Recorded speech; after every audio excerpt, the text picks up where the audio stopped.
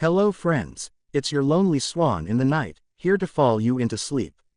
Today, I bring you a brand new what if. What if Bella was the last pureblood vampire? Let's dive in and see what new twists and plots unfold compared to the original story. Prologue. My name is Isabella Marie Dracula. I am the second ever created pure-blood vampire. I was created by Count Dracula himself because he thought I was his mate, but afterwards he found out I wasn't, but he wanted a companion and someone to love. We had 2 children together, Adriana and Lucas. Lucas was the creator of the bitten vampire and the downfall of the pure-blood king. The difference between a bitten vampire and a pure one is that a bitten one can't shape-shift, have children or sleep. Lucas didn't like the way Dracula ruled our world. He wanted to reveal ourselves so that we can rule the humans too. Dracula didn't want this because he once revealed himself and nearly got killed for it. Lucas thought that if he bit a human and let them change rather than our way, he believed that it would create a stronger vampire. A pure blood needs to sleep every 200 years or to make them look younger again. It was during this time when Dracula and I were sleeping that Lucas attacked us and destroyed Dracula and his younger sister, but awoke me before trying me. I was able to kill him, but his legacy of the bitten vampire lived on. To this day I have never turned another vampire into a bitten or pure blood. Prologue ends. Isabella's paw. I woke up after I have been asleep for the last 200 years. I look the age of 16 again. I chose to wake up this day because it is the anniversary of the deaths of Dracula, Adriana and Lucas. I know I had to destroy him, but he was my son and I loved him very much. It has been 100,000 years since it happened and I still remember that fateful day. Flashback. I was startled awake when I heard my daughter scream. I had been asleep for a while now. I knew it was too soon for anyone to be awake, but I felt something was wrong because our children knew not to wake us up unless there was an emergency. I looked over to where Adriana was, but before I could look at her I saw my husband dead next to me with a stab wound in his chest.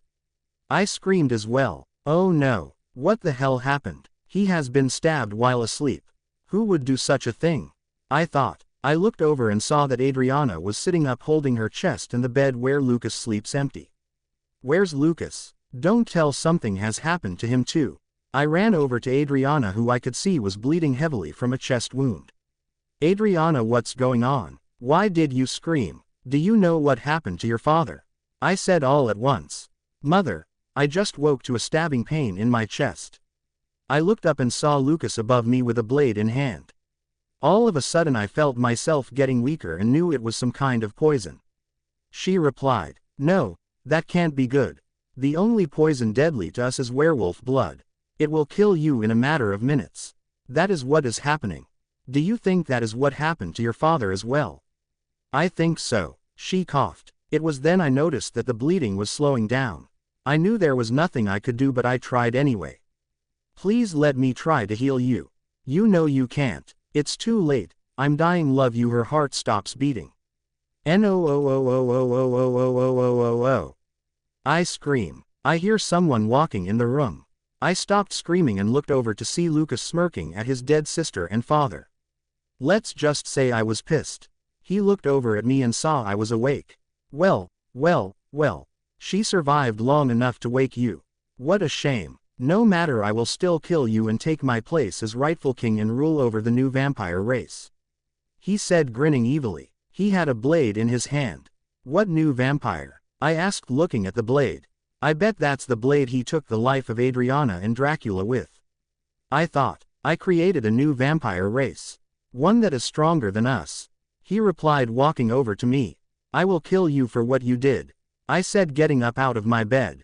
Not if I kill you first. Do you really think you can? I never told you or Adriana that I have more than one power. I said. I dropped into a crouch and started summoning fire. What? Vampires only have one power. He said. No, I only told you one of my powers.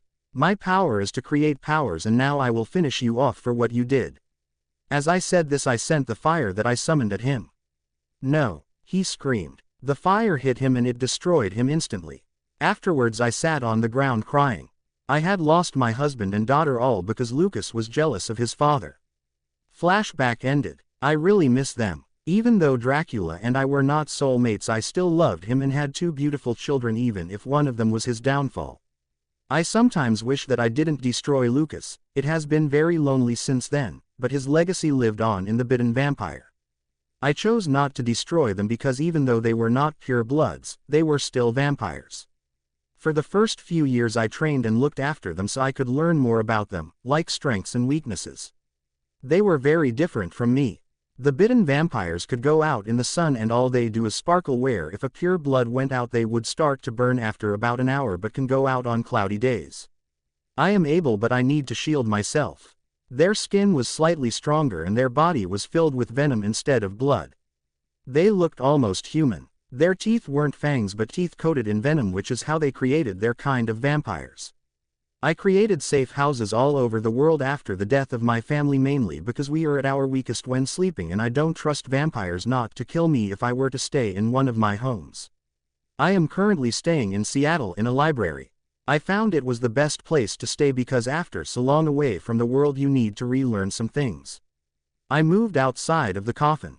I decided that it would be safer than sleeping in a bed. I stepped up to the brick wall that hides the room from the library. While I'm sleeping I do not need to feed, but I can feel the ache in my throat starting. I sent out my senses and noticed that the library was empty. I unlocked the door and walked out. Wow, it has changed since I was here last. I thought, looking around. I saw that there were devices that had a screen and a board with keys and letters on them. I will have to see what they are, but first I need to hunt. I walked outside and noticed that it was night time. Good, it makes it easy to feed and I don't have to wait. I decided to change into a bat so I could move faster and feed sooner. I flew around the city until I saw a guy chasing a girl. I knew that he wanted to harm the girl. I flew down and attacked and fed from him. After I found another 2 people I went back to the library to learn about the strange devices and the new world. A few months later, Isabella's POV. It has been a few months since I woke up and in that time I have learned as much as I can from books, but I feel that I need to know more about the new world. I decided that the best way for this to happen is to shapeshift into a human and attend school. I decided that Seattle was not the best place to stay because they get quite a lot of sun. I left the library when I remembered that there was a town about an hour away from here that hardly ever gets sunshine. Forks, the wettest town on earth. I grabbed some stuff and decided to run there. So I changed into a wolf and grabbed the bag with the stuff in it. I reached it an hour later. It was as I remember it. Wet and dreary. First things first, I need a place to stay. I thought. I shape-shifted into a human. I kept my hair the same color and length but changed my eyes from dark brown to a lighter brown. I went to the nearest real estate and found the perfect house and on the outskirts of Forks. It was a 2-story house with a large basement and furniture in the house already. It was perfect. I purchased it straight away. I walked into the woods and changed into my wolf form and ran there. As I arrived there, I saw the house and noticed that it was an old-style home which looked like it was built in the early 19th century. Wow, the pictures don't do it justice. I thought as I walked inside. The inside looked just as beautiful, but everything had been modernized. I think it's time that I enroll into the school here. I thought. I left the house in bat form and flew around till I found the school. It was in the center of town. I noticed that there was a forest nearby, so I flew there and changed back. I concentrated on one of my powers to create the paperwork needed for my identity. I decided to become Isabella Marie Swan, a junior. I walked up to the building that said office and walked in. It was after school hours, but there was an elderly lady sitting at the desk. I noticed that her name was Mrs. Cope. "Hello dear, can I help you?" she asked. "Yes, I would like to enroll in the school," I replied. "Okay, but where are your parents?" "Here. My parents are traveling and they said that this should be enough information to get me into school," I said, handing over the paperwork that I just created. "Okay, thank you. If you come back on Monday you can start then and I will have everything ready for you." "Okay, thanks. You have a lovely weekend and I will see you then." "You too. Bye." I left the building and walked back to the forest. I decided to change into a creature that you see every day in the forest instead of a creature of the night. I left the forest as a bird and flew around. I then remembered about a meadow I used to visit before I went to sleep. I flew there. As reached the meadow I caught the scent of a bitten vampire. I landed on the ground and changed into a wolf so I could look at him from the ground. After a few seconds he felt someone looking at him and looked up. He had gold eyes. What the hell? Why does he have gold eyes? I thought. He attacked. I changed back and threw up my shield. He hit it and bounced off and flew back 100 feet. What the hell? Who are you? He said as he got up. My name is Isabella. Who are you and why did you attack me? What the hell are you doing on my land? I replied. Your land? We claimed this land over 80 years ago and I attacked you because you just broke the treaty. What treaty? How did I break it? I do not know what you are talking about.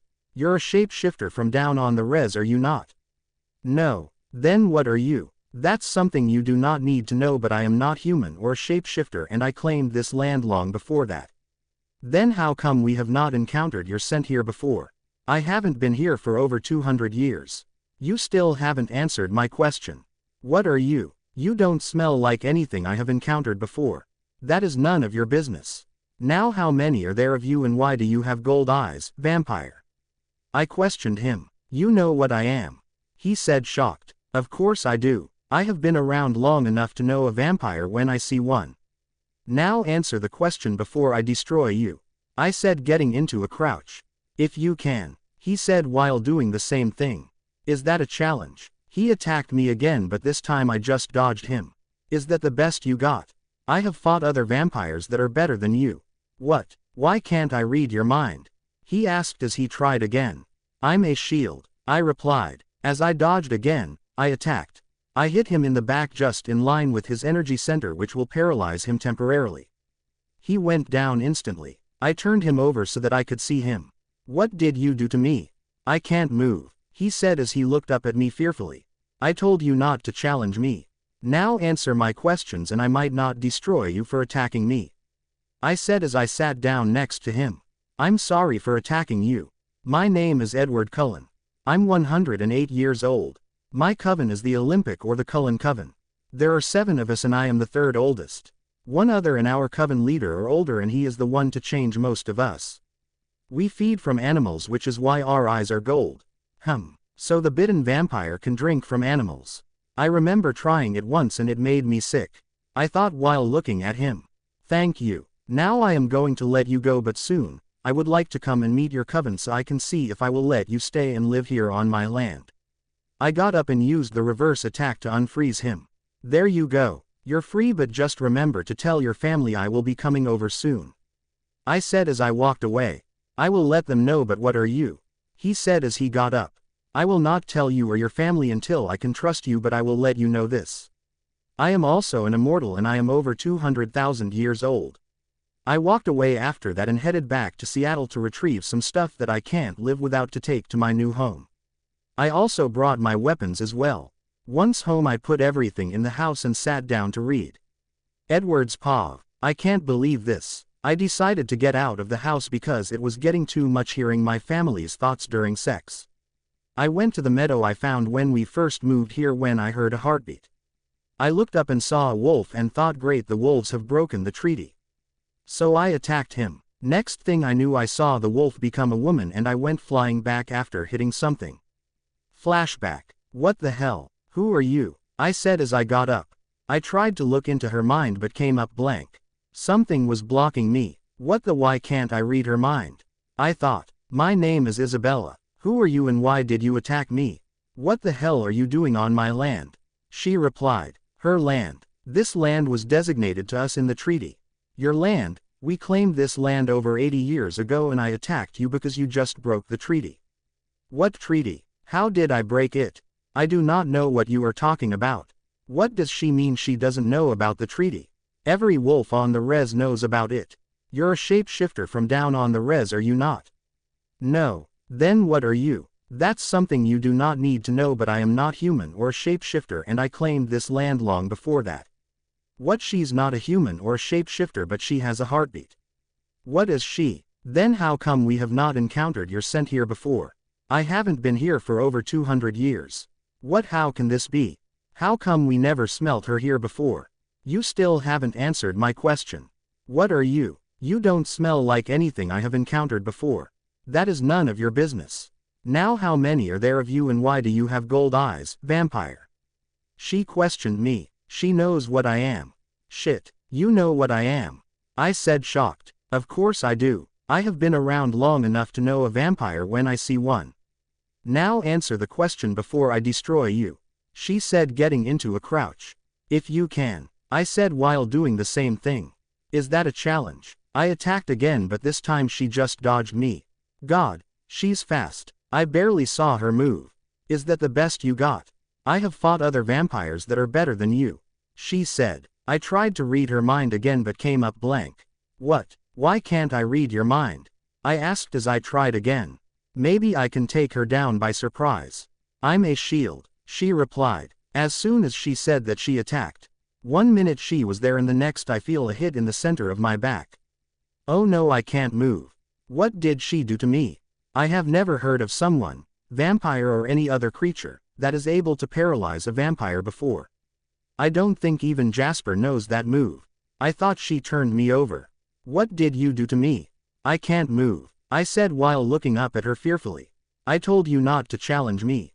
Now answer my questions and I might not destroy you for attacking me, she said as she sat down next to me. What can I do? I am completely at her mercy. What I don't get is why Alice hasn't seen this and got everyone to come.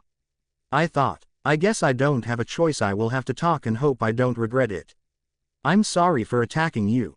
My name is Edward Cullen. I'm 108 years old. My coven is the Olympic or the Cullen Coven.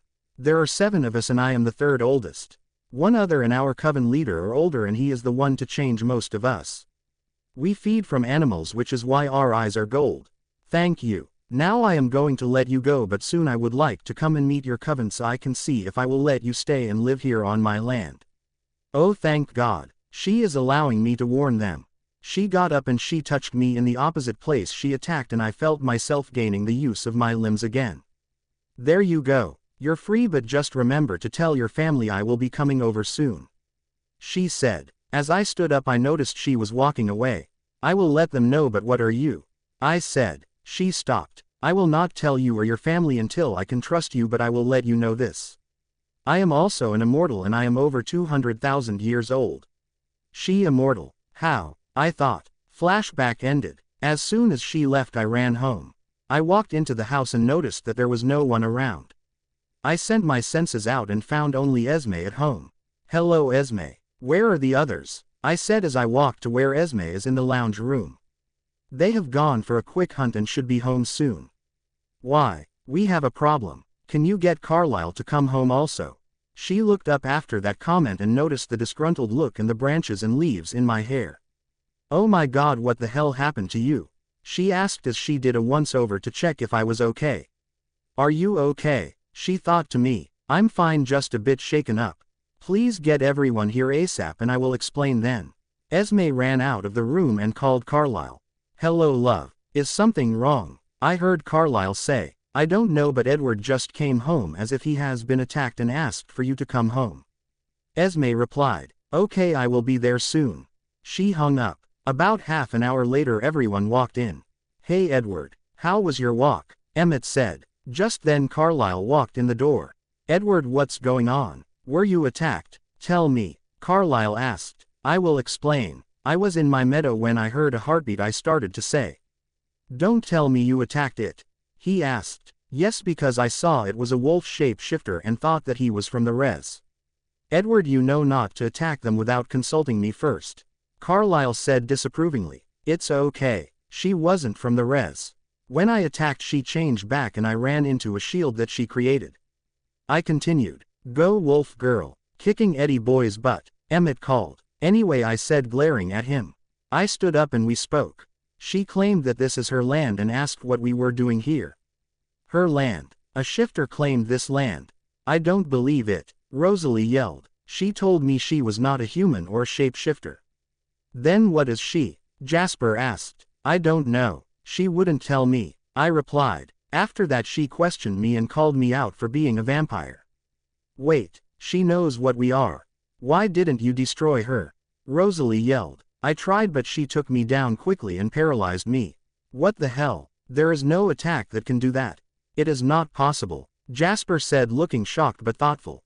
Cool. A girl kicked Edward's butt, Emmett said enthusiastically. Emmett, stop picking on your brother, Esme said disapprovingly. Sorry Esme. What happened after that? Son. I know she didn't destroy you considering you're still here, Carlyle said, glaring at Emmett, then looking at me with concern. We talked and I told her everything about us and she said that she will let me go.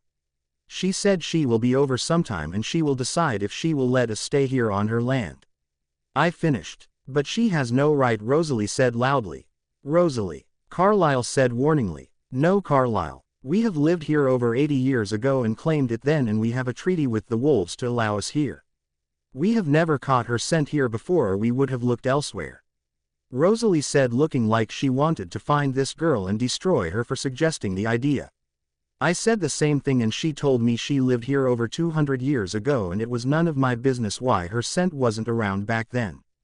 Maybe the shifters know something about her, Esme said. I don't think so, she didn't seem to know about the shifters when I mentioned them. I replied, well, that complicates things, especially if this is her land. Hopefully she will allow us to stay here. Carlyle said thoughtfully. What can you tell us about her? Her name is Isabella and she is over 200,000 years old.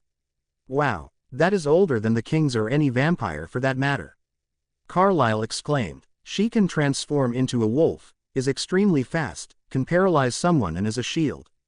That's all I know, I continued. We will just have to wait and see. I can't wait to meet her. Carlyle said excitedly. Alice, how come you didn't see this happening and warn me beforehand? I asked, looking over at her. I'm sorry, Edward, but I didn't see this happening or I would have warned you. She replied. You couldn't see this? I yelled. No, I couldn't read her mind either. God, this girl is dangerous. We should destroy her now. Rosalie said, getting up. No, Rosalie, we shouldn't rush into this. We should meet her and go from there. Carlyle said. I agree. She could easily destroy us. I decided to read everyone's thought to see what they are thinking about the whole situation. This girl seems interesting, but we need to be careful in our approach to her. She could be dangerous, Carlyle thought. We need to be careful around here with her here. We don't want to upset her.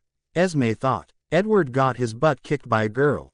I can't believe it, I never thought it would happen. Emmett thought. God, he won't let me live it down. I thought. I still think we should destroy her. Rosalie thought. I still can't see this girl.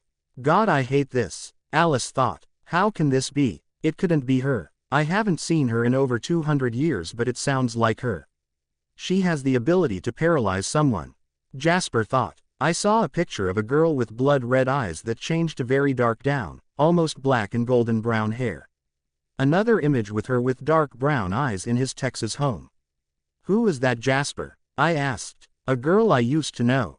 She saved me from the Southern Vampire Wars. He replied. She looks nothing like that, but she can paralyze people. Okay, I need to go and hunt some more before school on Monday. I should be back in a few hours. He said while getting up. I will come with you. Alice said. No, you have already hunted. I will be fine. See you later. Okay, see you later.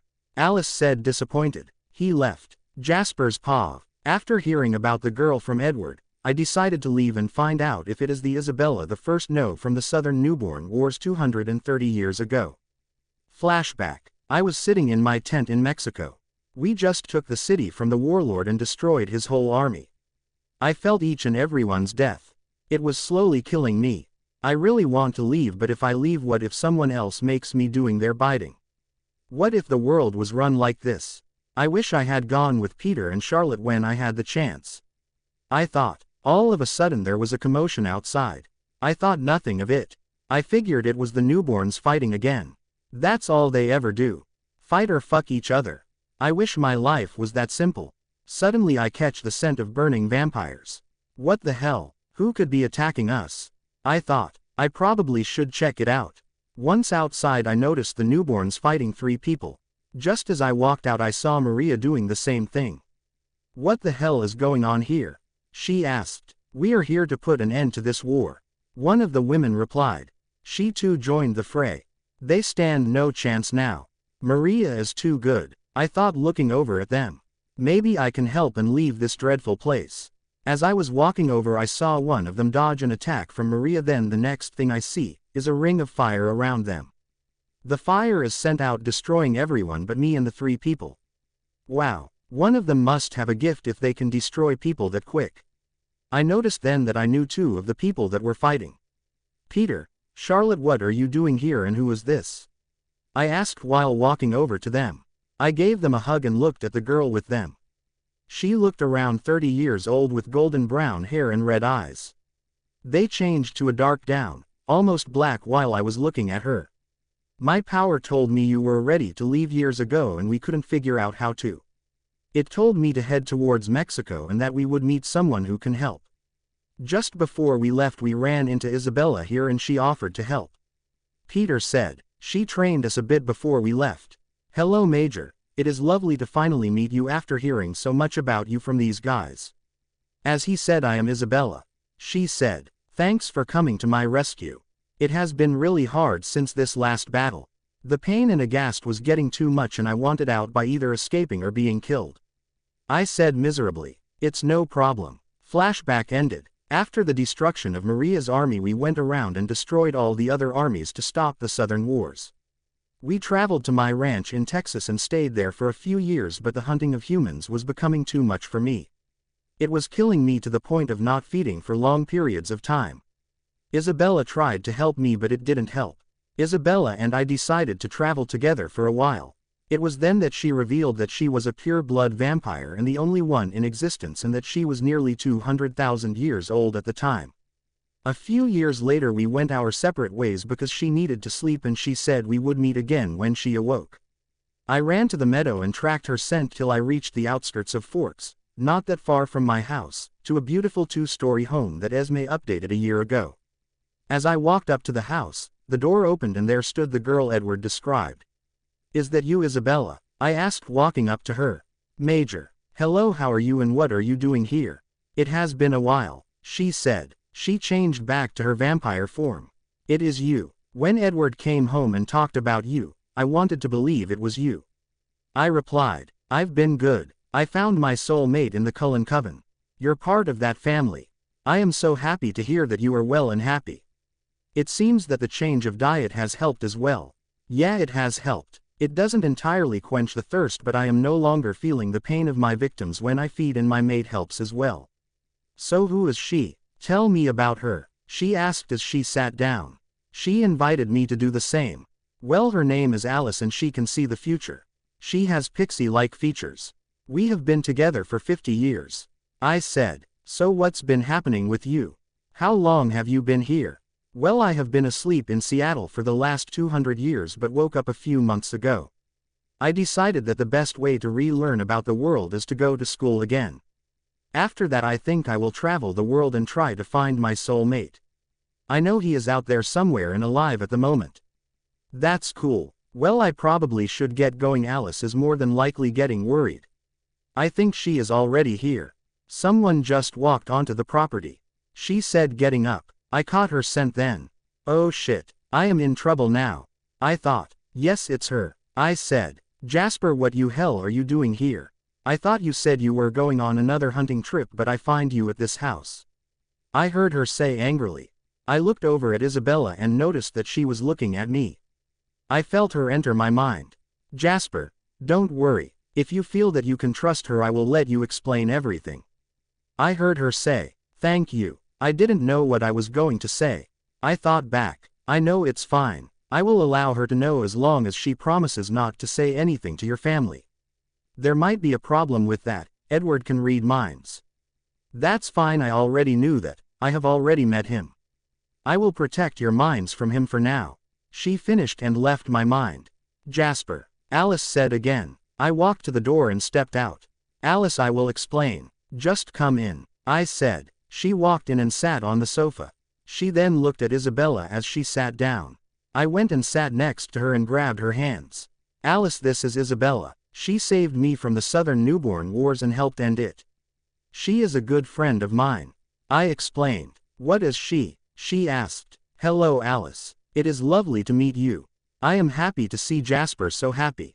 I decided that because Jasper trusts you, I will allow you to know my secret. I am a pure-blood vampire, the last of my kind. I was created over 200,000 years ago by Count Dracula himself. I thought there were none left. Legend has it that they were all killed. No, but I am the last and the oldest vampire in existence. I wanted people to think that way to protect myself. Wait, you're the one Edward talked about. Yes, it was me. He attacked me without reason, so I didn't trust your family. Isabella replied. Alice looked at me. She hugged and kissed me. Jasper, I am sorry for doubting you. I thought you were cheating on me. She said. It's okay. I probably would have thought the same thing if I found you at someone guy's house without explaining first. I just wanted to check and see if she was the Isabella the first. No. I replied. I understand. So Isabella, what is the difference between a bitten and a pure-blood vampire? Isabella explained everything about pure-bloods and how she met me. Eventually we had to go home. Thank you for coming over. It was lovely meeting you, Alice, and I hope you will come over with Jasper next time. I think in time we will become friends, she said as she walked us to the door. I will definitely be over again with Jasper and would love that very much. One thing though, please refrain from revealing my identity to anyone in your family. I will be protecting your minds from Edward, so don't worry about your thoughts. I promise not to tell. See you again soon, Alice said. See you at school on Monday, I said, kissing both of her cheeks. Bye, she said as she did the same thing. We left to go back home. Isabella's paw. It was great to see the Major after 200 years. I am happy that he found his soul mate. When I met him he always thought of himself as a monster and that he doesn't deserve a mate. I remember the day that I saved him. Flashback. I was running in wolf form through the forests in Texas, heading to Mexico to end the Southern Newborn Wars, when I heard people talking. Peter, what can we do? We can't enter the Mexican territory and save him without help. From what we heard, Maria has a huge army. I hear someone say, they're talking about the Newborn Wars. I should investigate, I thought, walking to the edge of the clearing. I see a quaint house in the center. In front of the house stood 2 bitten vampires. I could see many bite marks on them. I think that they were in those wars. I listened some more in hope to hear more about this person. I don't know, Char, but we need to do something. My power is going crazy and is telling me if we don't get him out soon, he will be lost to us and will want to be destroyed. Peter said. That definitely answers it. They know Maria. They were in the wars. I thought as I changed back, stepped into the clearing and dropped the shield, hiding my scent. They smelt me then and growled. Peter stepped in front of Char in a crouch. Who are you and how did you sneak up on us? Peter said. I come in peace. My name is Isabella. I may be able to help. I heard you talking and I would like to offer my services and get your friend out. I was heading out that way anyway, I replied. He stood up cautiously. Well, my name is Peter and this is my soul mate, Charlotte. What can you do? Peter asked. I am a very powerful creature. I wish to help and hopefully put a stop to the wars once and for all. I want to see what you got. Okay. He attacked me. I instantly dodged. He came at me again, but this time I sent out my shield to stop him and throw him away. Wow, you really are very powerful, Peter said as he got up. If you could help us, it would be greatly appreciated. You see, our creator, the Major, is in Maria's army. He has been wanting out for a while but felt that the world was the same as the war. How come he thinks that way? I asked. It's his power. Maria is taking advantage of it, making him feel like wars are happening all around. Charlotte replied. What's his power? He's an empath. Charlotte replied. Anyway, my power is telling me we need to get him out. Peter continued. I see. Well, I have been around for a long time now. I know how to defeat a large number of newborns in one go. I said. I can assess how much you know and train you if needed. Okay, that would greatly help us, Peter replied. For the next few months I trained them. I eventually revealed myself to them, but that didn't change anything. We left Texas 6 months after I arrived and headed to Mexico. When we arrived we started the attack. Maria came out of the tent when she heard the commotion. What the hell is going on here? She asked. We are here to put an end to this war, I replied. She attacked me. I dodged and surrounded myself in fire. I sent the attack out, destroying everyone but Peter, Charlotte and the Major, which Peter pointed out to me when he came out of his tent. He walked over to us. Peter, Charlotte, what are you doing here and who is this? He asked. He gave them a hug and looked at me. I knew that my eyes were red but were changing to a dark down, almost black. My power told me you were ready to leave years ago and we couldn't figure out how to. It told me to head towards Mexico and that we would meet someone who can help. Just as we were about to leave, we ran into Isabella here and she offered to help. Peter said. She trained us a bit before we left. Hello Major, it is lovely to finally meet you after hearing so much about you from these guys. As he said, I am Isabella. I said, thanks for coming to my rescue. It has been really hard since this last battle. The pain and aghast was getting too much and I wanted out by either escaping or being killed. He said miserably, it's no problem. After the destruction of Maria's army we went around and destroyed all the other armies to stop the Southern Wars. We traveled to the Major's ranch in Texas and stayed there for a few years, but the hunting of humans was becoming too much for him. It was killing him to the point of not feeding for long periods of time. I tried to help but it didn't help. We decided to travel together for a while. It was then that I revealed that I was a pure-blood vampire and the only one in existence, and that I was nearly 200,000 years old at the time. A few years later we went our separate ways because I needed to sleep and we agreed we would meet again when I awoke. Flashback ended. After they left I decided I am going to need to go shopping for clothes for school. I left the house in bird form and flew to the mall in Seattle. It was a quiet day because it was the weekend. I brought everything I needed, then walked into the forest to leave my stuff so I can hunt. I decided to hunt even if I wasn't thirsty, mainly because of school on Monday. I fed on a rapist, then headed back to where my stuff was left. I changed into wolf form and ran home. Bella's paw. For the rest of the weekend, I went for a run, unpacked and read. Today I was starting at Forks High. I grabbed everything and decided to run there in wolf form. I arrived in the forest just before the school and changed back. I walked the last 100 meters. I walked into the school and everyone stared at me. I noticed the Cullens standing by their cars. I walked up to the office and walked in. Mrs. Cope was working there again. Good morning, Mrs. Cope. How was your weekend? I asked as I walked up to her. Ah, Isabella. Good morning. It was fine. Here is everything you need and a map of the school. I will need you to get all your teachers to sign this and you are to bring it back to here by the end of the day.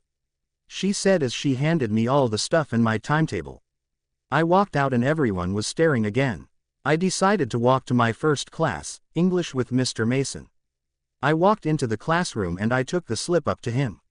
He gawked at me when he saw me. I know I look good but he doesn't need to make it obvious. I thought as I looked down. I could still feel his eyes on me. The rest of the class walked then and he finally stopped staring. I went and sat down. I smelt one of the vampires were in this class and knew who it was Jasper. I looked up as Jasper sat down next to me. I smiled at him and went into his thoughts. Hey Major, how are you? I thought at him. He jumped but hid it well. Hey Isabella. A bit of warning next time would be nice, you startled me. I've been good. I have been fighting off Edward the last 2 days because he smelt you on me on Friday and he was wondering why he could not read Alice's or my minds. He thought back. Don't worry about it. I was thinking that maybe this Friday I will come and meet your family. That's a good idea. They are getting anxious about meeting you. Especially after I came home with your scent on me. Well, that settles it. I will be coming over on Friday after school. You can tell Alice but don't tell the others. I was planning on making it an unexpected time. Okay, no problem. For the rest of lesson we caught up on everything and became inseparable once more. When the bell rang, a nasal buzzing sound which came from a gangly boy with skin problems and hair black as an oil slick leaned across the aisle to talk to me. You're the new girl, Isabella Swan, aren't you? He looked like the overly helpful, chess club type. Yes, I replied. Everyone within a 3-seat radius turned to look at me. I noticed Jasper was trying not to laugh. Wait till your family knows about me. I will kick your ass, Major. I told him in his thoughts. That stopped the smile and internal laughing instantly. Where's your next class? He asked. I grabbed my timetable even though I had memorized it already and checked. Government, with Mr. Jefferson. I was still connected to Jasper so I heard him. I'm warning you now. My sister is in that class and she hates you for attacking Edward and saying that this is your land. Thanks. I'm heading towards there. I could show you the way. Definitely over helpful and a liar. I thought to myself. Thanks, I will be fine. Jasper, here, will show me, won't you? I said, looking at Jasper. Of course. We left then so I didn't have to see the disappointment on his face. God, this is annoying. I'm starting to wish I never came to school again. I said quietly. Don't worry about it. Alice and I are here and we will make it more bearable. Thanks, Jasper. No problem. The rest of the morning passed in about the same fashion. In history, Jasper's sister, who I found out her name is Rosalie, glared at me the whole time. In trigonometry, the teacher, Mr. Varner, spent most of the time when not teaching looking at me with a lust-filled glaze. He made me stand in front of the class and introduce myself. After 3 classes, I noticed there were a lot of faces I recognized from each class. There's some people who were brave enough to come and introduce themselves and ask me questions. I tried to be nice, but it was starting to give me the shits. One girl sat next to in history and trigonometry. She walked with me to the cafeteria for lunch. She was tiny, several inches shorter than me, but her wildly curly dark hair made up a lot of difference. God, she is annoying. Does she ever stop talking? I thought, walking into the lunchroom. Do you want to sit with me and my friends? She asked me. No thank you, I replied. I walked over to grab some food and went and sat at a table on my own. Just then I heard the Cullens walking in. I looked up and saw 5 of them. I noticed that I have not met the big one who Jasper told me was Emmett. I grabbed my food and walked over to them. Hello, my name is Isabella Swan, I said as I sat down. So you're the one who kicked Eddie Boy's butt the other day?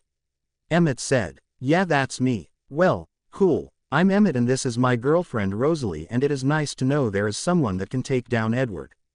Thanks, I think, I said. Just the bell rang. Time for more classes. Great, I said sarcastically. What, don't you like school? Edward asked, looking at me. Of course I don't. I have done it more than you guys have, I replied. What class do you have next? He continued. I have biology with Mr. Banner.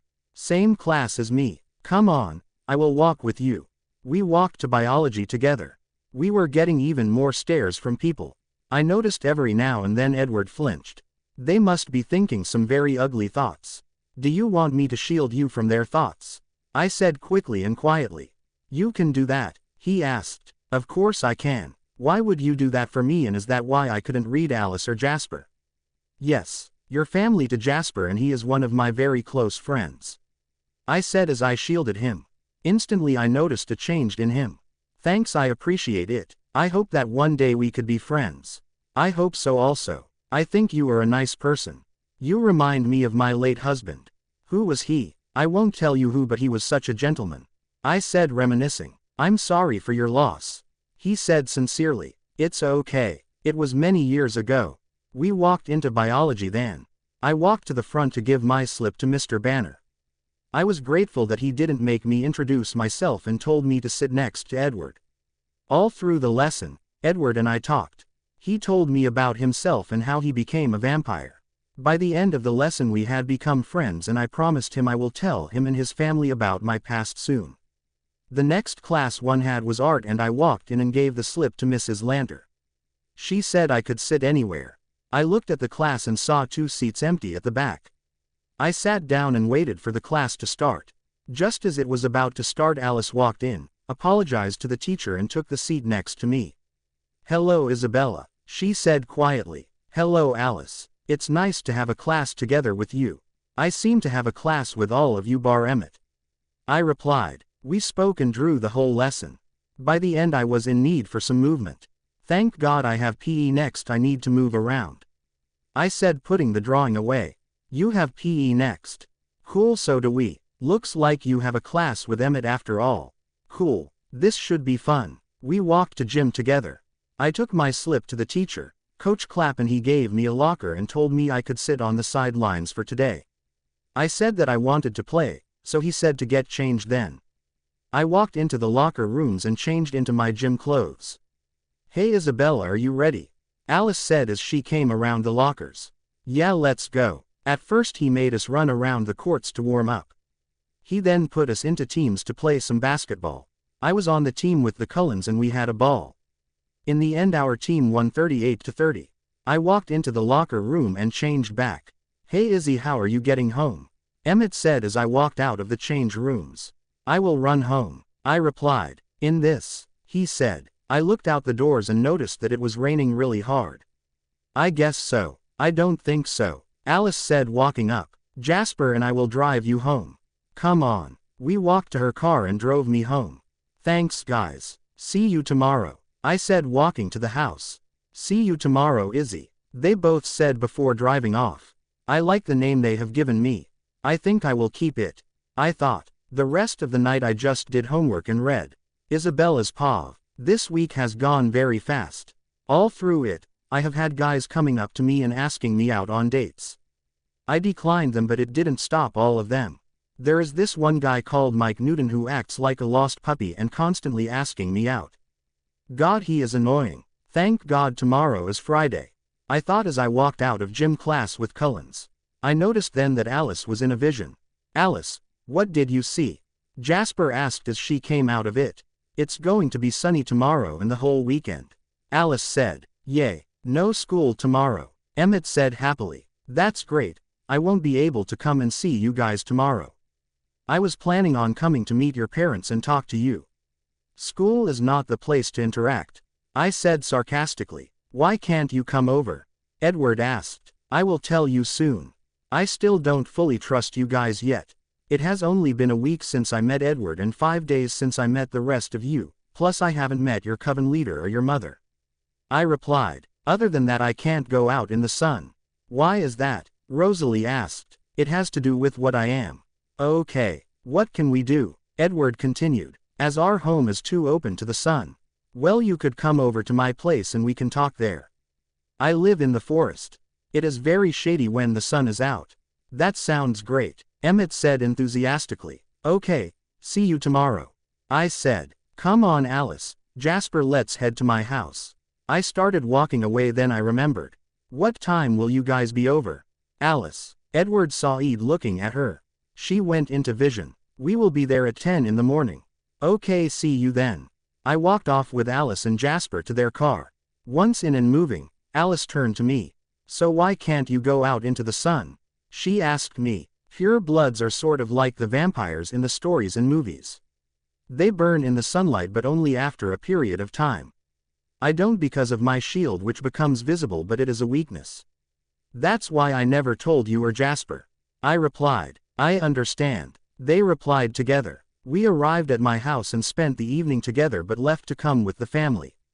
Next day, the Cullens arrived at exactly 10 o'clock. I felt them enter by shield. A few minutes later, I went to the door to let them in. Hello everyone. Welcome to my home, I said as I opened the door. This is the house I fixed up a year ago. The woman said. I believe that this is Esme. You created this beautiful style that this house has, I asked as I stepped aside. They walked in. Yes, I did. The house was falling apart. Well, thank you. I saw it up for sale and just fell in love with it. You kept it to the style of that era. I'm glad you like it and I am happy that someone living in it appreciates the olden style the house has. She said. Anyway, I'm Esme and my children said that you are immortal. Hi Esme, and yes I am. It is lovely to meet you too. I have heard nothing but nice things about you, I said. But where is your coven leader? He said he will be here soon. The wolves are being difficult. Edward saw Ed. Well, I will talk when he gets here. Half an hour later, I felt someone enter my shield. I walked to meet him at the door. Hello, you must be the coven leader, I said. Yes, I'm Car. He stopped. Isabella, is that you? Carlisle. Oh my God, this coven has a lot of people in it that I know. How have you been? I said, hugging him. I've been good. We probably should explain to everyone. Yeah, he said as he walked in. Everyone I know Isabella here. She was the one to help with the vegetarian diet. I nearly went to the original way of feeding her, found a way to kill myself, but she helped. They spoke about their pasts and I got to hear what Carlisle has been up to. I am happy that he has found someone to be with. I remember when I met him before and after he had been changed, he was so depressed. I thought. Flashback. I was traveling through London when I saw the attack on him. I helped him move into an alley to hide after he was bitten and watched over him while he changed. When he woke up, I thought he would be like other newborn vampires and attack the humans he could smell, but he didn't. He tried to kill himself by starving. In the end I thought he might be against taking human life, so I attacked a group of elk and chased them to him. He instantly attacked them and I knew that he will feed like that. It was a few years later that I saw him again. He was sitting in the forest and talking to himself. I can't handle this diet. I wish I could kill myself. Animal blood is not enough, but I don't want to kill people. I want to help them. I heard him say. I walked up to him. Don't give up, I will help you. I said, who are you and why would you help me? I am the thing I have hunted all my life. My name is Isabella and I have helped many of your kind in the past. You need to accept what you are. I know it's hard but you can do it. For about 10 years we traveled together. He eventually accepted what he was but I never told him what I am. We went our separate ways when he decided to find others of his kind. Flashback ended. I can't believe I didn't figure out you were immortal at time. Carlyle said, I have learned to hide it unless I wish it to be known. I replied, anyway I have decided that you guys can stay here. Since I know 2 of your coven members and feel close to you all. Cool, Emmett said jumping up. Thank you. I hope we can coexist here together. Carlyle said, I believe we will. They decided to leave after that and invited me over tomorrow. Alice had a vision telling her that it would be cloudy again tomorrow and Sunday. It was lovely meeting you Esme and great to see you again Carlyle. I am glad you and Jasper are happy and I will take you up on your offer and come and see your house tomorrow. I gave Esme and Carlyle a hug and said bye to everyone. I spent the rest of the evening reading. A few months later, Isabella's POV. For the past few months, it has been great getting to know the Cullens. They remind me so much of my family that I had. I am starting to trust them more than I have ever trusted anyone before. I think it is time I tell them who I am. I thought. Edward found his soul mate in a human and she found out what the Cullens are after talking with the wolves. I have met the wolves but they think I am human. I didn't like her knowing about them but I could see that he is happy and in love with her. I feel that he will be with her forever. I also know that he will change her soon because of the rules. They have invited me to play a game called baseball with them. I decided to go since it sounds like fun. I sent a mental message to Jasper letting him know that I will be coming and asked him to meet me at my house to show me the way. He said he will be there soon with the car. I told him not to worry about bringing the car. A few minutes later he turned up with Alice. Hey guys, I thought you guys would like to travel my way. I said, sounds good but aren't you still hiding your identity? Alice asked, probably just for the game but after that I will tell them. You see, when I am with them I feel like I did when I was with my husband and children. I replied, they make me feel comfortable, even Rosalie. Okay so what do we do? Jasper asked. Grab on but don't let go until I tell you to. They grabbed on. I transformed us into shadows and flew into the forest. Wow, this is incredible. How can you travel any other way? Alice asked. I find it is the best way to travel for short distances but for long ones I need to be alone or have recently fed because it drains me when there is more than one person. Why is that? Jasper asked. I can easily manipulate shadows around me to make me invisible and move quickly as I am a creature of the night but to make others like that who can't themselves is quite the task. It is a power that every pure blood had. Then why did it for us? Because I wanted to. Anyway, where are we going? I asked. Head towards the meadow where you met Edward, you should then head east and you see it then. Jasper replied. I followed his directions and arrived at a beautiful clearing. I changed us back before we entered. No one noticed. I then noticed that the rest of the Cullens had already arrived bar Edward.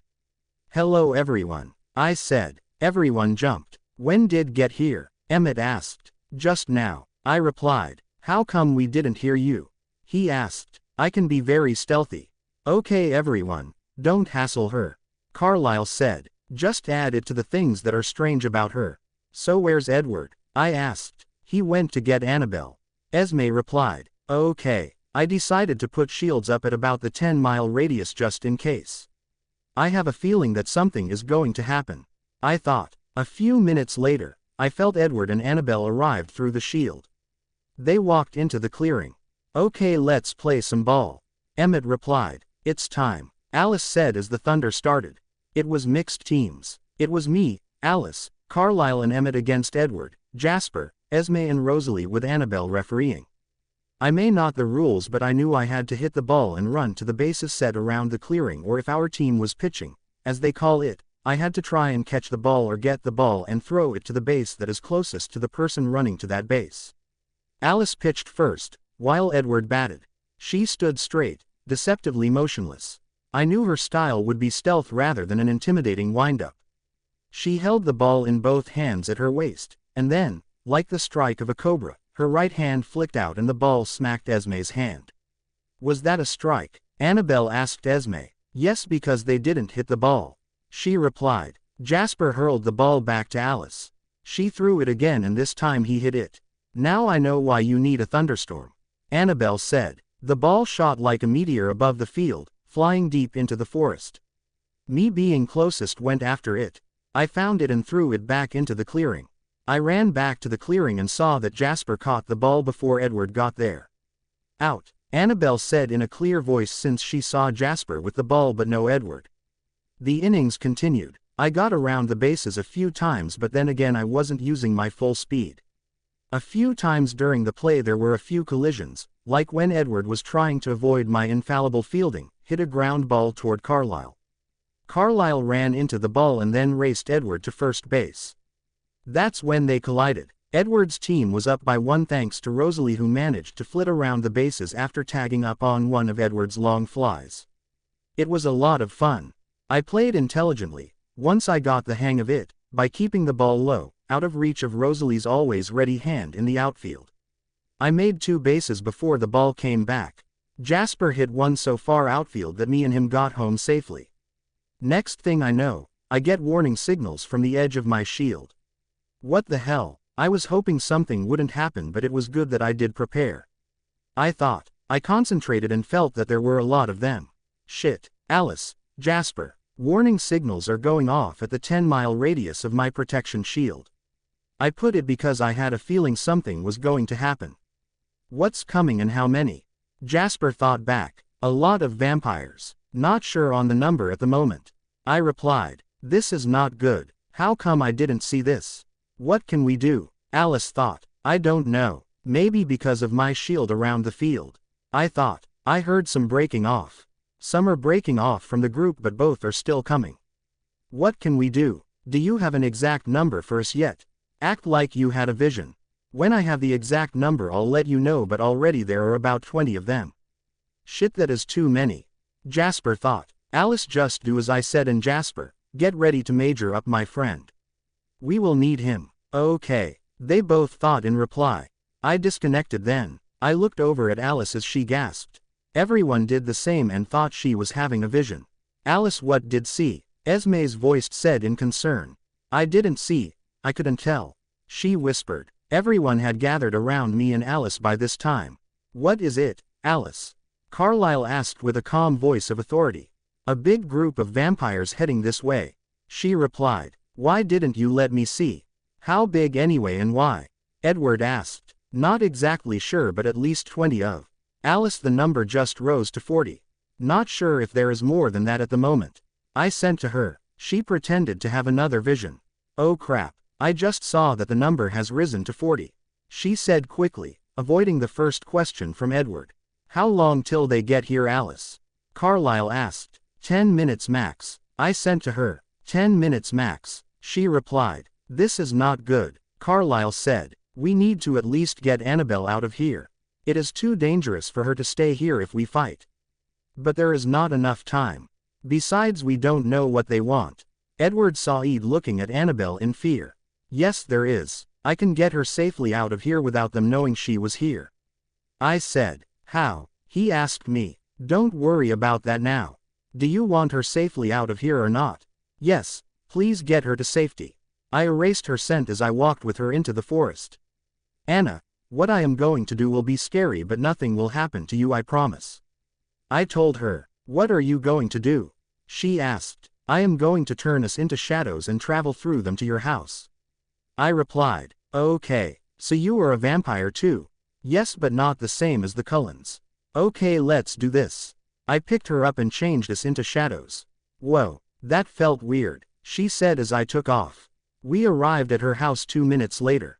Stay here. Either I or Edward will come and get you after the battle.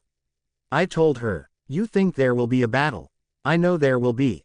Please protect them. You seem more powerful than them. So make sure they come back in one piece. She said tearfully. I will. I don't want to lose them either. I said. I walked back into the forest and changed back into shadows. I reached the clearing with a minute or two to spare. I'm back, I said as I entered the clearing. Good. They haven't arrived yet but we can hear them. Carlyle replied. I know I can hear them as well. 3 people have separated from the rest of the group and are heading this way. Alice said. They walked into the clearing. Isabella's paw. They emerged one by one from the forest edge, ranging a dozen meters apart. As they approached, I noticed that their walk was cat-like, a gait that I knew that made them easily be able to shift into a crouch when attacked. I didn't like the way they were looking at me. I felt Jasper become Major. Hello Major. Isabella. I thought we heard a game. The dark-skinned one said in a relaxed voice. He had a French accent. I'm Laurent. These are my coven mates Victoria and James. He gestured to the vampires beside him. Just then I heard the other vampires moving closer. Major. I hear the other vampires moving. The hand gesture must have been a signal of some kind. Watch their signals. I thought to him. I noticed that too. He thought back. I'm Carlyle and this is my family, Emmett, Jasper, Rosalie, Esme, Alice and Edward. Also our friend who lives here as well. I'm Isabella, I said watching him and the others closely. Well, it was nice meeting you all but we are here to either recruit you all or kill you depending on your decision. Laurent said. Recruit us for what? Carlyle asked. To destroy the Volturi, he replied. Why would you want to destroy them? They keep the peace and rule our world. Carlyle said. The Russ actually if you plan on joining our cause, we will tell you then. Otherwise there is no point since we will destroy you. James said. I know the Russian coven. They gave me hell after I destroyed Lucas. They are older than the Romanians and took over from what he started. They want to rule. Also this is not the first time they have challenged the ruling party. I thought to Major. What? Yeah, back when the Romanians ruled, I lived with them for a time, they had problems with their rule as well. Even though they told humans of us, they still weren't happy. They attacked them but we destroyed their whole army but we couldn't find their 2 leaders and a few others afterwards. No, we will not join your cause. The Volturi kings are my friends. Carlyle said. I felt the wolves run through my shields. Well then we will destroy. Why, what the hell is that smell? Laurent said. Looks like Anna called the wolves to help us. I told Major. Sky. Neutralize their powers. James said to someone in the forest. Instantly I shielded everyone to stop her. I can't master. They have a shield which is too strong. She replied. Everyone attack. Laurent said. The army comes out and attacks. Everyone jumps in and fights. The wolves joined in as well. I was fighting a few when I noticed one of the wolves was down and injured. He was about to be killed by a few newborns. Shit, I thought. I destroyed the vampires I was fighting and ran over to them. I quickly destroyed the ones around the wolf and knelt down next to them. Hey wolf, I can help you, I thought to it. Huh, who's talking to me? I am, the person standing in front of you. My name is Isabella and I want to help. Your injuries are too serious for your healing ability to heal you. But you're human. No, I'm not. If I were human, how would I be able to destroy vampires? Anyway, do you want me to help or not, and what is your name? My name is Embry and please help me. I healed him and went back to the battle. Thank you, he thought to me. No problem. Now back to the battle. I ran through and destroyed more vampires when I noticed Rosalie was in trouble and no one could get to her. I started using some of my fire ability to quickly destroy the vampires in front of me. As I reached her, she was about to be ripped about. I sent a blast of hot air at the vampire that was holding her to distract him. It worked. He was distracted long enough for her to get free and destroy him. Rosalie, are you all right? I asked as I reached her. Yes, but how the hell did you do that? She replied. It's one of my abilities. I noticed after that just about everyone had been injured. I knew then that it was time. I think it is time for me to end this. I said, powering up. I need you to help Major to get everyone to surround me. Okay. She ran off to get everyone. Major, I need you to help get everyone to group together around me. I am going to use my powers to destroy this army. I am also going to grab one of the leaders so we can interrogate them. I thought to him, okay. I dropped the disguise and started shielding our side so Major or Rosalie could get to them. I shielded Lawrence so I could interrogate him after destroying everyone. Eventually Rosalie and Major were able to get everyone together around me. I created a massive shield that surrounds them. I sent fire to the shield and blasted it out in all directions, destroying everyone but Laurent. What the hell? Who did that? He said shocked. I did, I said as I moved out of our group and the shield. Everyone gasped. Who are you? He asked. My name is Isabella. Tell me about this war the Russian Coven is creating and I will make you death painless. If you don't I will torture it out of you and kill you slowly. I replied. I will tell you nothing. He shouted to me. I guess I will have to torture the answers out of you. Oh Major, can you start? I know you are good at making people submit. I thought to him. Major grinned. I felt him send his power out. I kept the shield around everyone else to protect them from his power. Ah, I will not tell you anything. You can't make me talk. He screamed at me. I guess that didn't work. Stop it now Major, I will have to try something else. I sent to him. I felt him stop. I guess you will be difficult then. No matter, I will get the answers from you. I can be very persuasive. I said to him. I will never betray my coven. We'll see. I said. I looked at Edward. Can you read his mind? Yes. I ran over to him. Good, because I don't know how much torture he can handle. He may not be able to speak in the end. Also, if he does talk he may not tell the whole truth but his thoughts will. I whispered so Laurent wouldn't hear. I'll do my best. I touched him and gave his power a boost, so he can hear a bit deeper into his mind for a short while. I attacked Laurent then. I ripped all of his limbs off. Ah, you can't make me talk.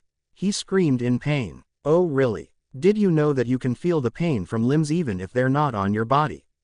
I said. He looked scared now. I started burning the limb from the inside out. Ah, he screamed. The limb burst into flames. Are you ready to talk now? Do you want to lose more limbs to fire? I asked. Never. You're going to be difficult. No matter, I have all day. You know what? I have a special weapon at home that might get you to talk. I said. Oh Major, would you be a dear and run and get it for me? Where is it Isabella? He asked. It's the one hanging over the fireplace.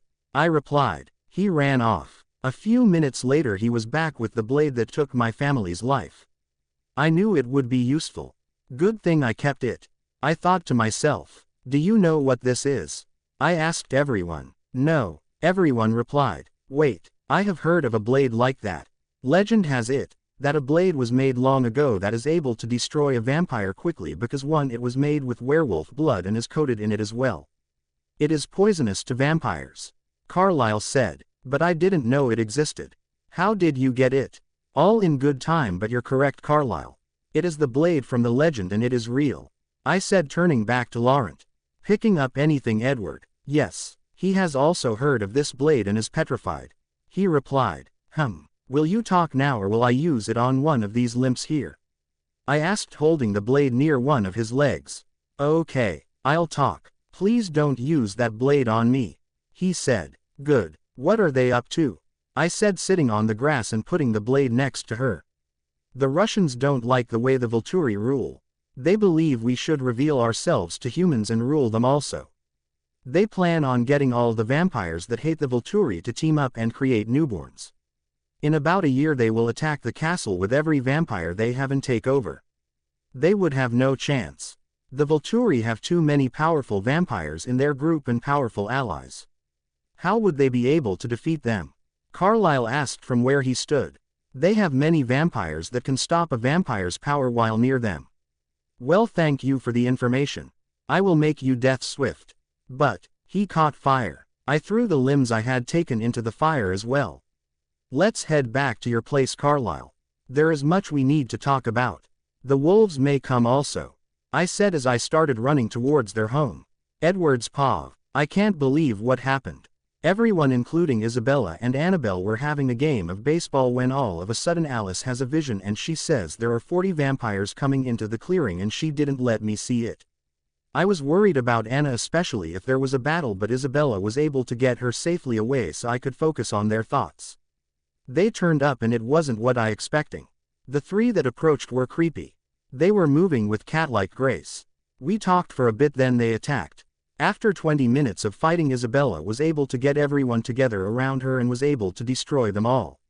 I can't believe she was hiding that much power. I thought. She saved Laurent to interrogate him. Flashback. What the hell? Who did that? He said, shocked. I did, Isabella said as she moved out of our group. Everyone gasped. Oh my god, she looks different. Everyone thought. She looks like the vampires in the movies. I heard from Emmett. I looked at her and noticed that too and looked like the girl Jasper was thinking about after I met her. Who are you? He asked. My name is Isabella. Tell me about this war the Russian coven is creating and I will make you death painless. If you don't, I will torture it out of you and kill you slowly. I replied. I will tell you nothing. He shouted at her. I guess I will have to torture the answers out of you. Torture the answers from him. Who would do that? Carlyle thought. I noticed that Jasper, as the major, grinned. I felt him send his power out. The next thing I know, I don't feel anything. She must have kept up the shield to protect us from his power. I thought. I will not tell you anything. You can't make me talk. He screamed at her. He stopped screaming. Major must have stopped. I thought. I guess you will be difficult then. No matter, I will get the answers from you. I can be very persuasive. She said to him, grinning. I will never betray my coven. We'll see, she said. She then looked over at me. Can you read his mind? She asked. Yes, I replied. She ran over to me.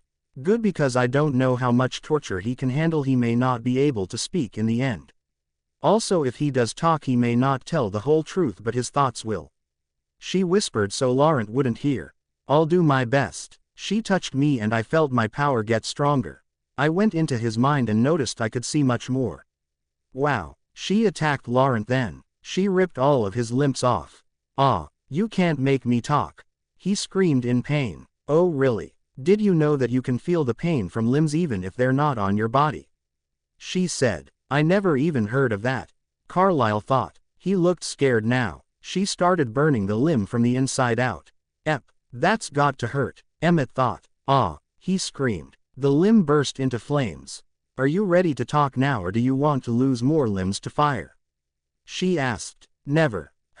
You're going to be difficult. No matter, I have all day. You know what? I have a special weapon at home that might get you to talk. She said. Oh Major, would you be a dear and run and get it for me? What kind of weapon could do more damage than fire? Carlyle thought. Where is it, Isabella? He asked. It's the one hanging over the fireplace. She replied. I thought that was a decoration, not a weapon against vampires.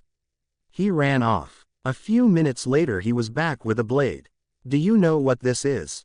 She asked everyone. No, everyone replied. It couldn't be, could it? The blade from the legend of the Purebloods. It is said to be made with encoded in werewolf blood. It was said that the blade killed all the Purebloods. Carlyle thought. I should probably mention it and see. Wait, I have heard of a blade like that. Legend has it that a blade was made long ago that is able to destroy a vampire quickly because it was made with werewolf blood and is coated in it as well. It is poisonous to vampires. Carlyle said. But I didn't know it existed. How did you get it? All in good time, but you're correct, Carlyle. It is the blade from the legend and it is real. She said, turning back to Laurent. Picking up anything, Edward. Who would have thought? So maybe a lot of the legends surrounding purebloods are true. He thought. No, it can't be. I have heard of that blade and it is scary. I heard that it was used in the battle with the Romanians. Laurent thought while looking at the blade. Yes, he has also heard of this blade and is petrified. I replied. Will you talk now or will I use it on one of these limbs here? She asked, holding the blade near one of his legs. She wouldn't, would she? Laurent thought. Don't want to take any chances. Okay, I'll talk. Please don't use that blade on me. He said. Good. What are they up to? She said, sitting on the grass and putting the blade next to her. The Russians don't like the way the Volturi rule. They believe we should reveal ourselves to humans and rule them also. They plan on getting all the vampires that hate the Volturi to team up and create newborns. In about a year they will attack the castle with every vampire they have and take over. They would have no chance. The Volturi have too many powerful vampires in their group and powerful allies. How would they be able to defeat them? Carlyle asked from where he stood. They have many vampires that can stop a vampire's power while near them. Well, thank you for the information. I will make you death swift. But, he caught fire. She threw the limbs she had taken into the fire as well. Let's head back to your place, Carlyle. There is much we need to talk about. The wolves may come also, she said as she started running towards our home. Let's head there, Carlyle said. He looked at the big black wolf. Do you guys want to come too? He nodded. We ran to the house and saw Isabella wasn't there. Huh, where is she? Emmett asked. She just sent a message to me mentally letting me know she is getting Anna and will be here in a few minutes. Jasper replied. Okay, let's head in. Carlyle said. Will your guys be staying in wolf form?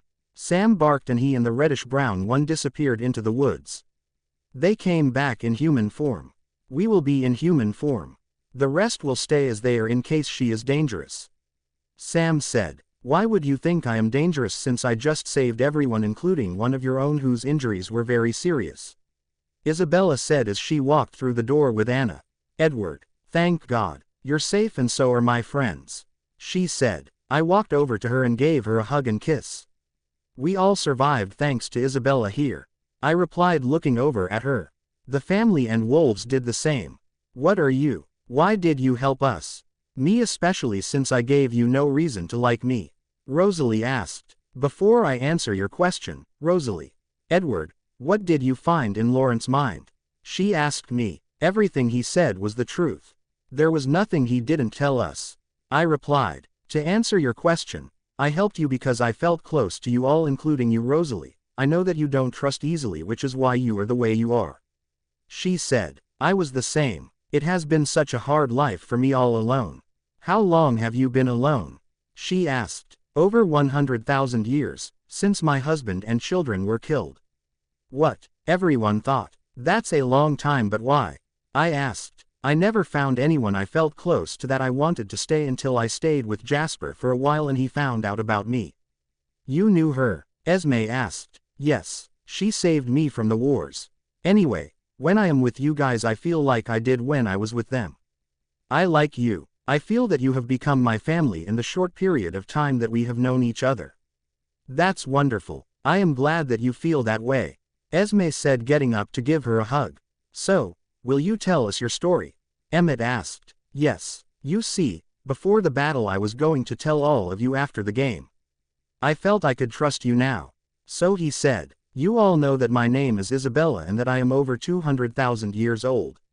They nodded. The wolves were in shock. She is old. They all thought together. Wow, you're old, Jacob said. Jacob, that's not a nice thing to say to a woman. Anna said. Apologize now. Okay. Sorry, Isabella. It's okay. I know I'm old. Anyway, have any of you heard about pure-blood vampires? She asked everyone. No, said nearly everyone. There are legends about them on the res, but everyone believes they are just stories. Sam said. Okay. Anyone else? I have. I heard the history of them while living with the Volturi. He said. What do you know about them? That they're very different from us. The history books say that Count Dracula was the first. For a long time it was just him until he met someone who he changed. They married and had children. What? You're telling me pure bloods could have children? Rosalie asked. Yes, because they are technically not dead. Their hearts beat and blood runs through their bodies. Carlyle replied. After about 80,000 years there were about 50 pure bloods when all of a sudden they started getting killed. I looked over and noticed that Isabella was sitting with Jasper and Alice. She looked upset. Izzy, are you okay? I asked her. I'm fine. It's just a hard story to hear, that's all. She replied. She couldn't be, could she? Carlyle thought. Am I okay to continue? Carlyle asked. Yeah, sorry. Anyway, all that was left was Dracula, his wife and his children. They were sleeping when it happened. One of their children killed Dracula and the other child, but they were able to wake the wife up before the other child tried kill her. They spoke and he told her about our kind of vampire and said he will kill her and take his place as king. She had no choice but to kill him. You're telling me she killed her own child? Esme said. Yes. It was either kill or be killed in his case. Carlyle replied. What happened to her? Rosalie asked. She trained the new vampires then disappeared. No one knows where she is. He finished. It's because I had to sleep and I didn't want people harassing me. We all looked at her. Isabella's paw. It was really hard listening to my story from someone else, but it saved me the pain of telling. They were all looking at me after I told them why I hid from the vampires. Yes, I was the wife of Count Dracula and the last pure-blood vampire. Pure-bloods are born with vampire traits. You see, when I was born, I was a curious baby. What are they? Edward asked. Better hearing, taste and smell. I was told that even as a baby, I was very intelligent. My parents knew that once I was 18, I would become one. I continued. So you were changed at 18? Anna asked. No, you see, there was an accident. I was attacked by a pack of wolves and I was nearly killed. Dracula found me and knew that I was someone who was to become a vampire, and he changed me early. I was 16. What's the difference between you guys? You're both are vampires, aren't you? Yes and no. I was born to be a pure blood, but the attack made me need Dracula to start the change early. These guys are bitten vampires. You said that we are bitten vampires. Aren't you one too? He bit you to change you, didn't he? Rosalie asked. No. A pure blood is born human with traits telling the parents that they will be a vampire. On their 18th birthday the change will start, but to change a human into a pure blood is different. First, the pure blood would drink almost all your blood till your heart is just beating. There is no way that's possible.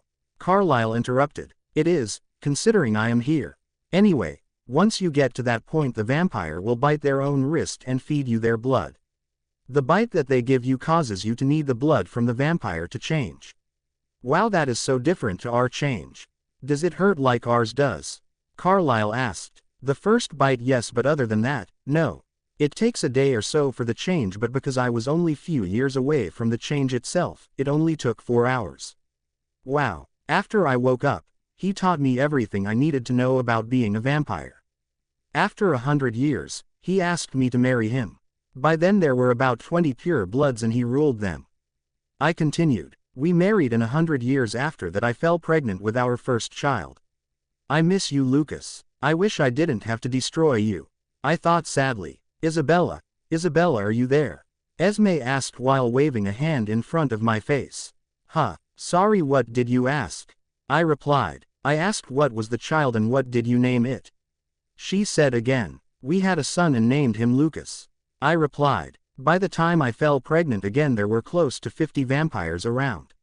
I had a girl and we called her Adriana after my mother. I miss you so much, Adriana. I wish you were here. You would love this family.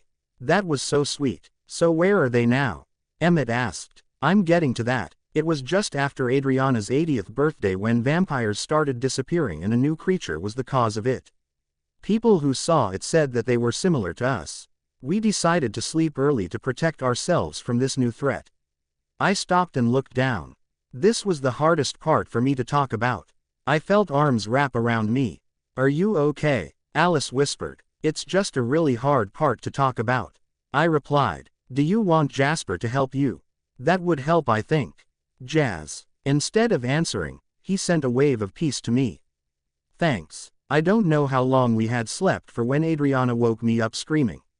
I knew it was too early to be awake and both our children knew not to wake us up unless there was an emergency. What happened? Jacob asked. I looked over to her but noticed that Dracula was still next to me. I looked at him and saw that he was dead. There was a stab wound in his chest. I screamed as well. I continued sadly. Jasper sent a bigger dose of calm to help me. I got up and went over to her and noticed that Lucas's bed was empty. I didn't think anything of it at the time. I decided to show them the rest of the memory because I was getting too much. I will show you the rest from my memories. This part is very painful. You will also be able to hear what I am thinking whilst in the memories. I told them. Okay, everyone replied. I sent my power out. Memories. Adriana, what's going on? Why did you scream? Do you know what happened to your father? I said all at once. Mother, I just woke to a stabbing pain in my chest. I looked up and saw Lucas above me with a blade in hand. All of a sudden I felt myself getting weaker and knew it was some kind of poison. She replied, "No, that can't be good. The only poison deadly to us is werewolf blood. It will kill you in a matter of minutes.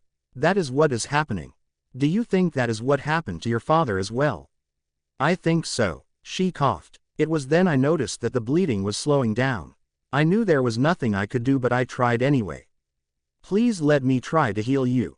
"You know you can't. It's too late. I'm dying, love you." Her heart stops beating. No. I scream. I hear someone walking in the room. I stopped screaming and looked over to see Lucas smirking at his dead sister and father. Let's just say I was pissed. He looked over at me and saw I was awake. Well. She survived long enough to wake you. What a shame. No matter, I will still kill you and take my place as rightful king and rule over the new vampire race," he said, grinning evilly. He had a blade in his hand. "What new vampire?" I asked, looking at the blade.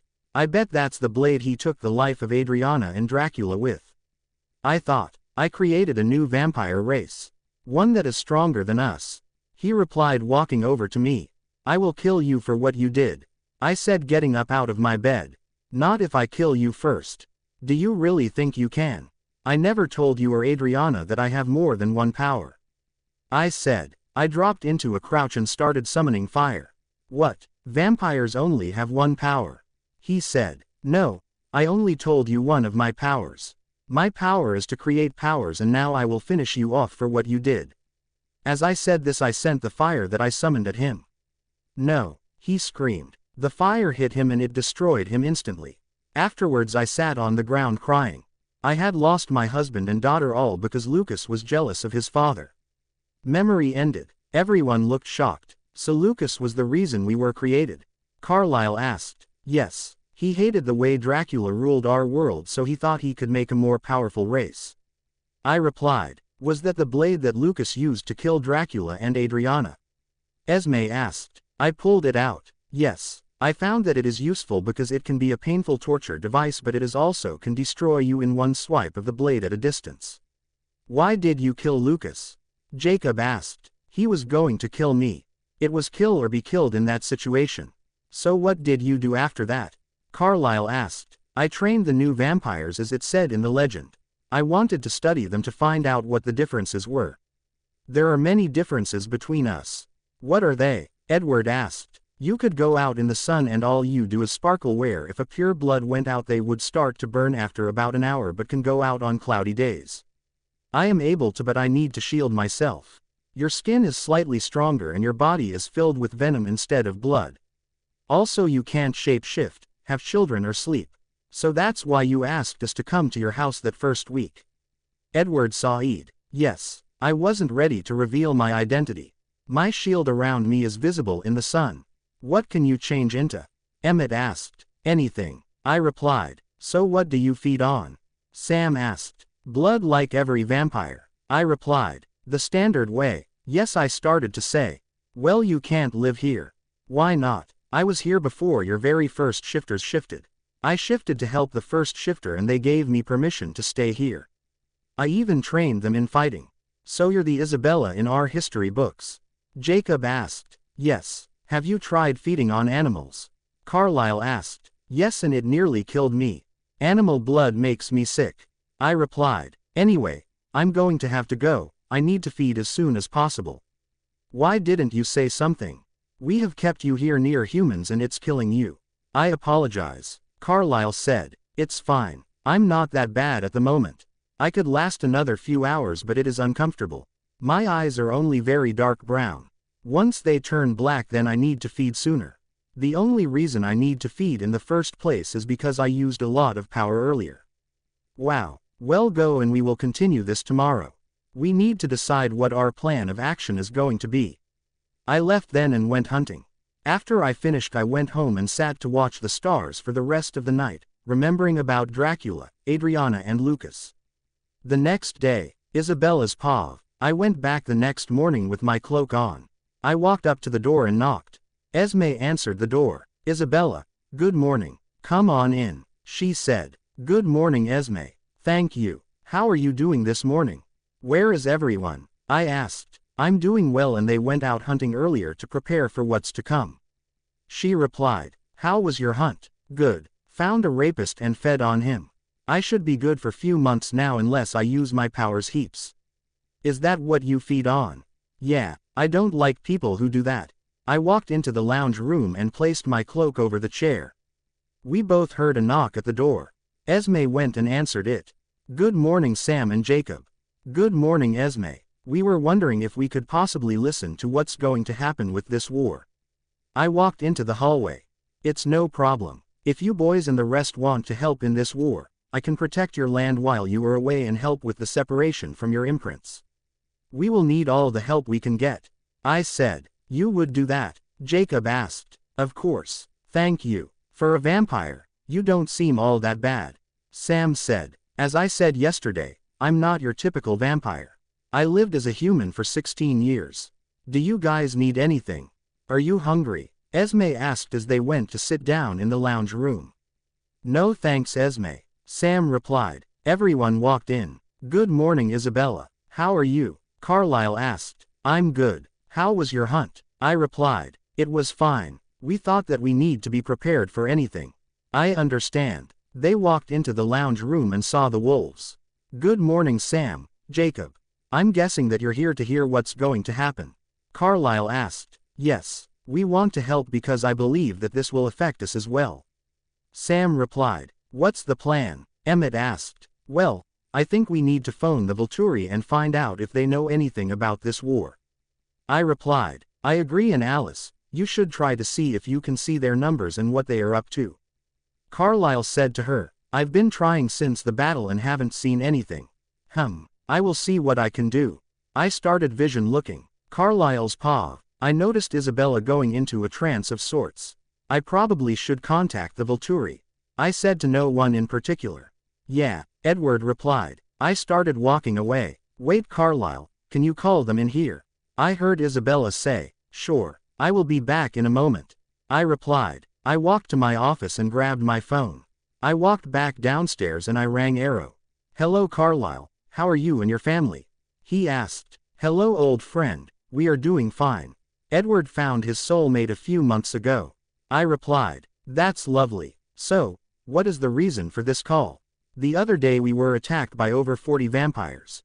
Holy shit, how come you're still alive? I heard Keys ask. Yes, I agree. How did you survive? Arrow asked as well. Our shifter friends from the reservation helped, and so did a friend who lives in the same town. Still a lot of vampires. Did you find out anything? Why they were attacking? Yes, thanks to our friend, she was able to capture one of the group's leaders and interrogated him. Is she there at the moment? He asked. Yes, but she is busy. She is trying to see what the army is up to because Alice wasn't able to see anything. I believe they have a shield or shields. I replied. Army shit. Okay. What did she find out? He continued. She found out that this group of vampires were from the Russian coven and that they are planning to destroy your coven and reveal themselves to humans and rule over them and vampires.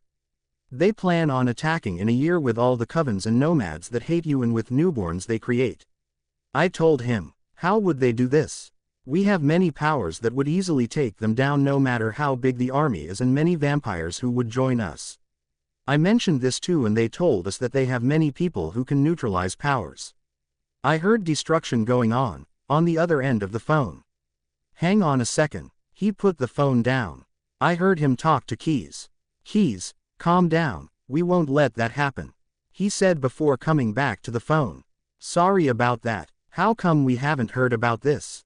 I don't know. I think that those who did know were either made to joined on purpose, or destroyed. We need to start making calls to our friends and allies. We need to find out if they have heard anything and get them here to Volterra. I agree. I will make calls too. I said. Isabella's paw. After Carlisle started talking to Arrow, I went searching. I half listened to what's going on but mainly concentrated on finding out information. I was coming up blank. They must have many shields together. It takes a lot for me to be blocked. Alice, I need your help, I said, coming out of vision sight. How can I help? She replied. I need us to combine our powers. If we do, we may be able to see through their shields to see what's going on. I said. Okay. What do? I will enter your mind and link our minds, which will link our powers as well. It should double our powers. Let's do this. I entered her mind. Straight away our minds linked. Okay. Now that our minds are together, we should be able to see something. That worked. A vision came to us. Vision. I saw many hundreds of vampires, old and newborns, grouping together.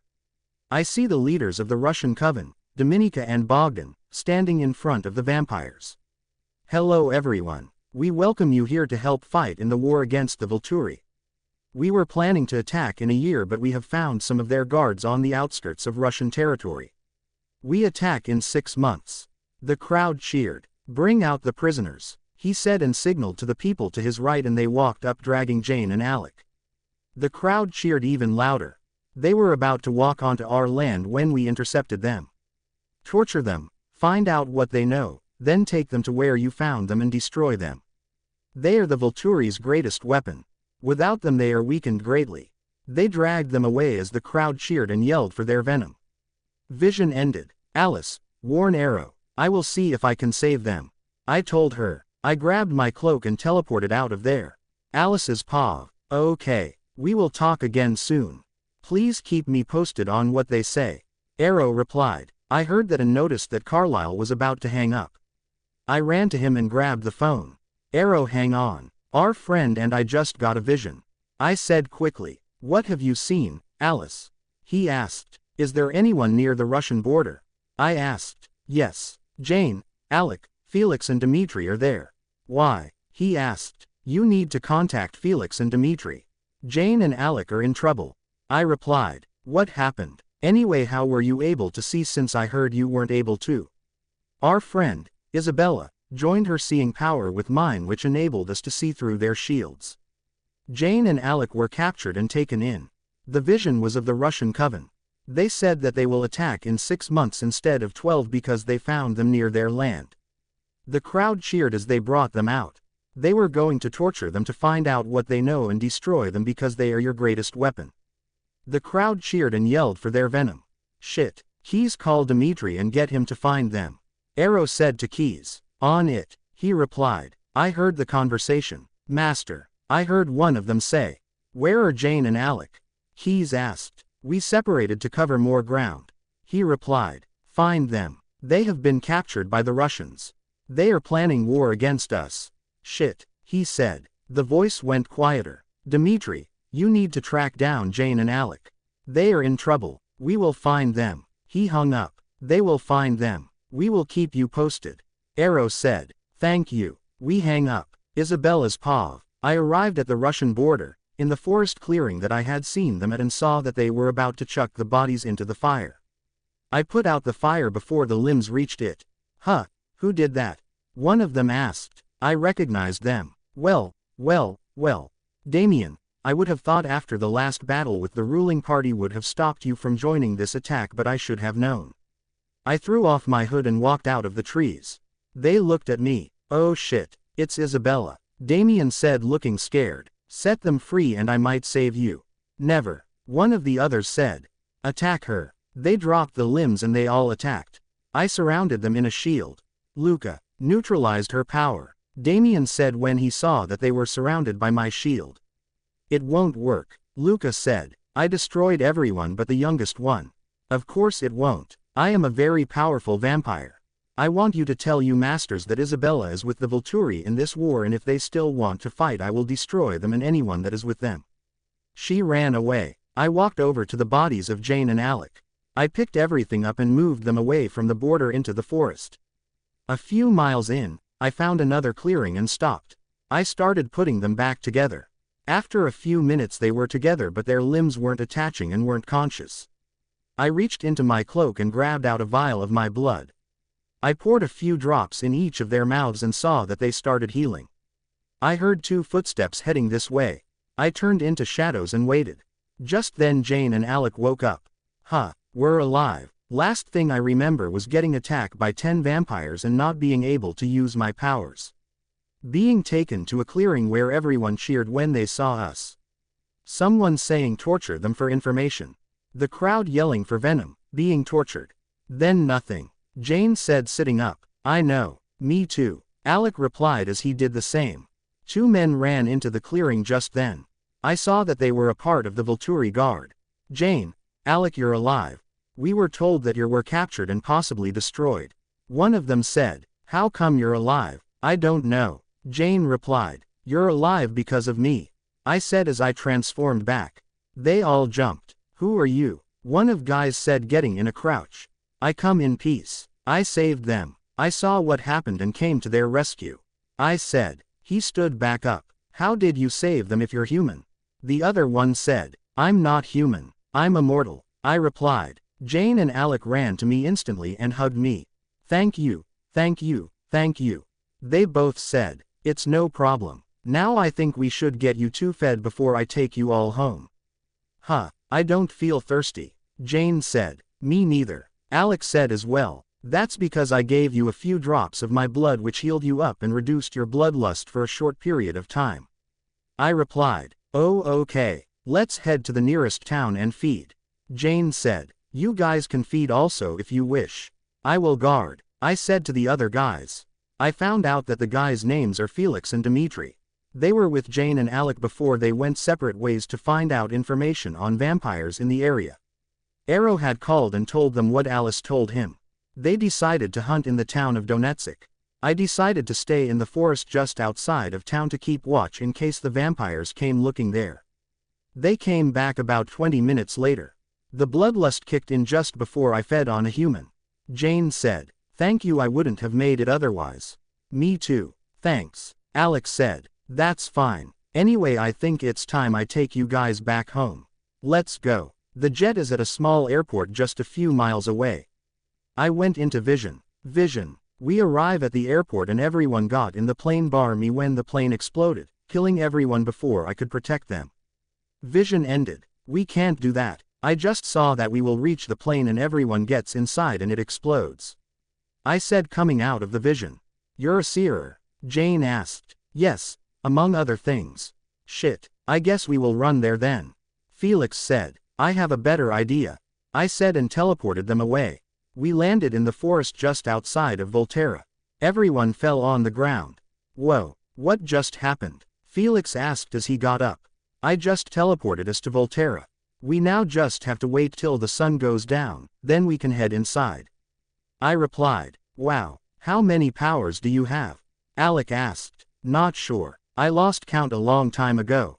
A few hours later, the sun set. Let's go guys. Jane said. We walked into the city. I haven't been there since the Volturi took over from the Romanians. The castle was in the center of town.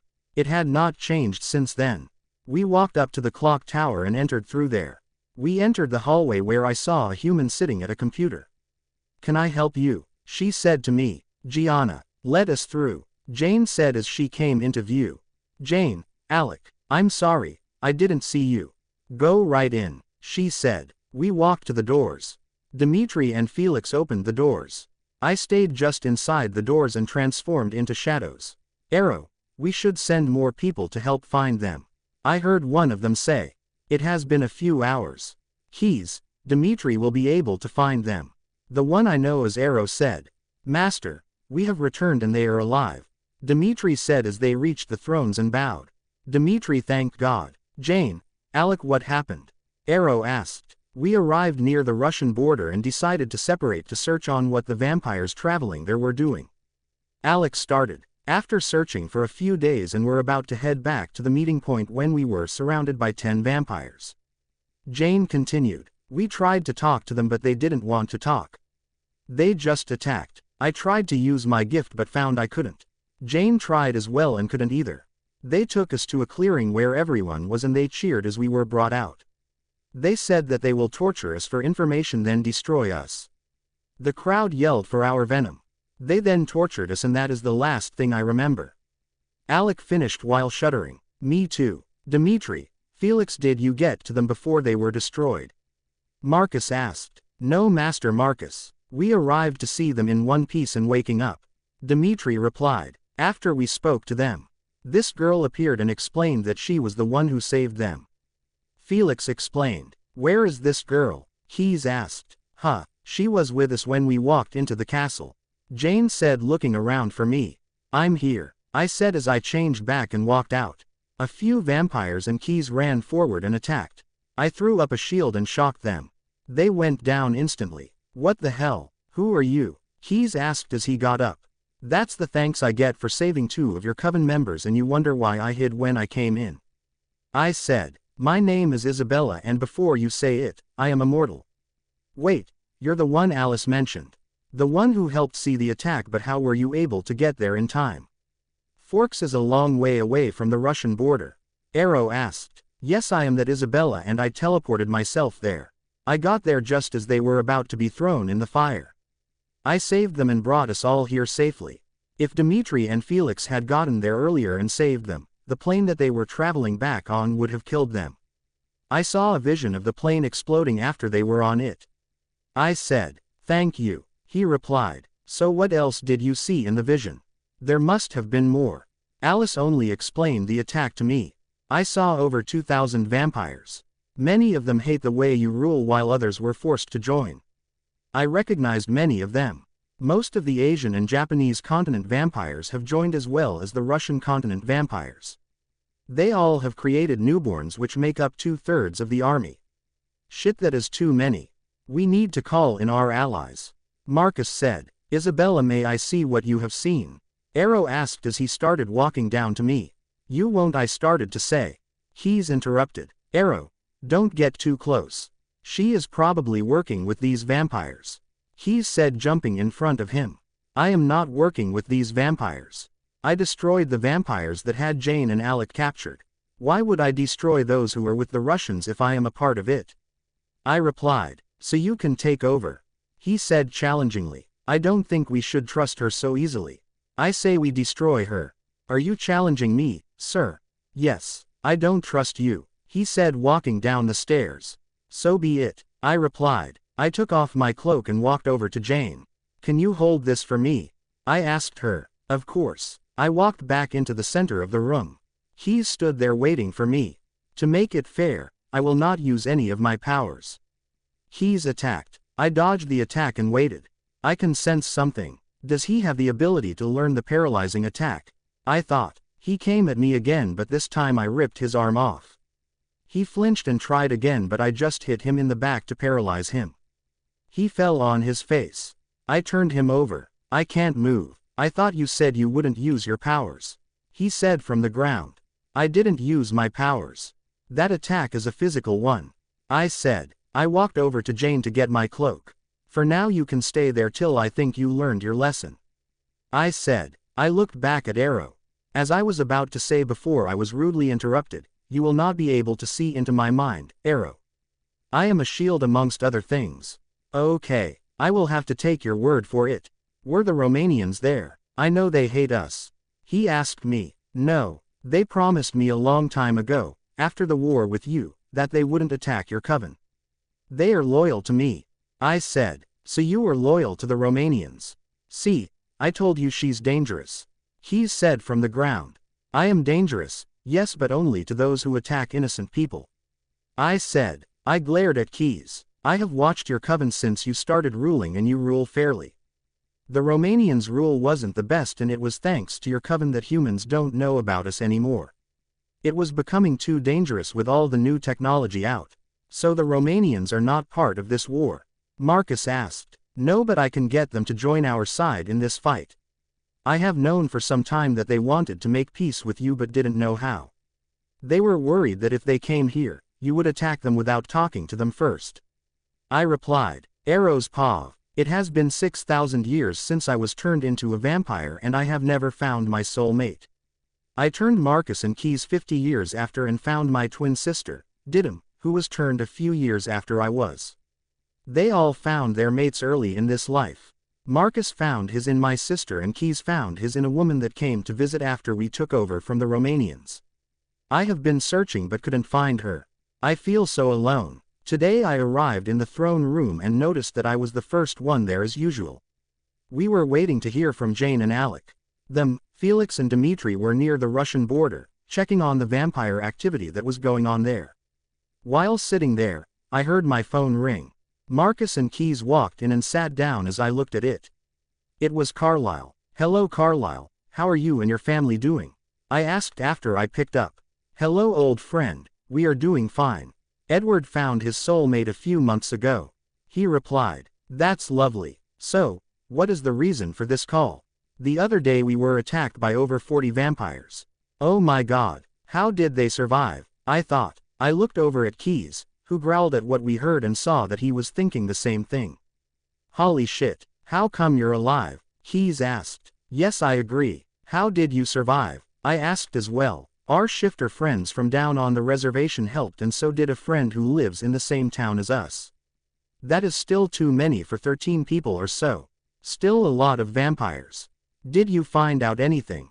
Why they were attacking? Yes, thanks to our friend, she was able to capture one of the group's leaders and interrogated him.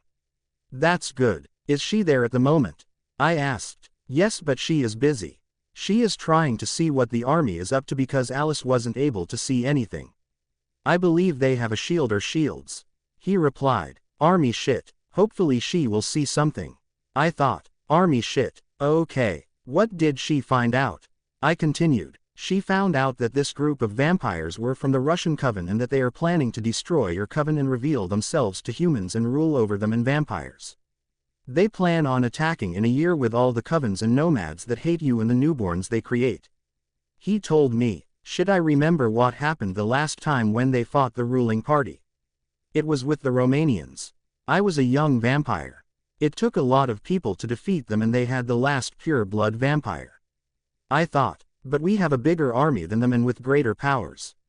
I decided to ask, how would they do this? We have many powers that would easily take them down no matter how big the army is and many vampires who would join us. I mentioned this too and they told us that they have many people who can neutralize powers. Oh god, what are we going to do? The sound of wood splintering brought me out of my thoughts. I looked over and saw Keys with black eyes and no throne. Hang on a second, I told Carlyle. I put the phone down and spoke to Keys. Keys, calm down, we won't let that happen. I said before picking up the phone again.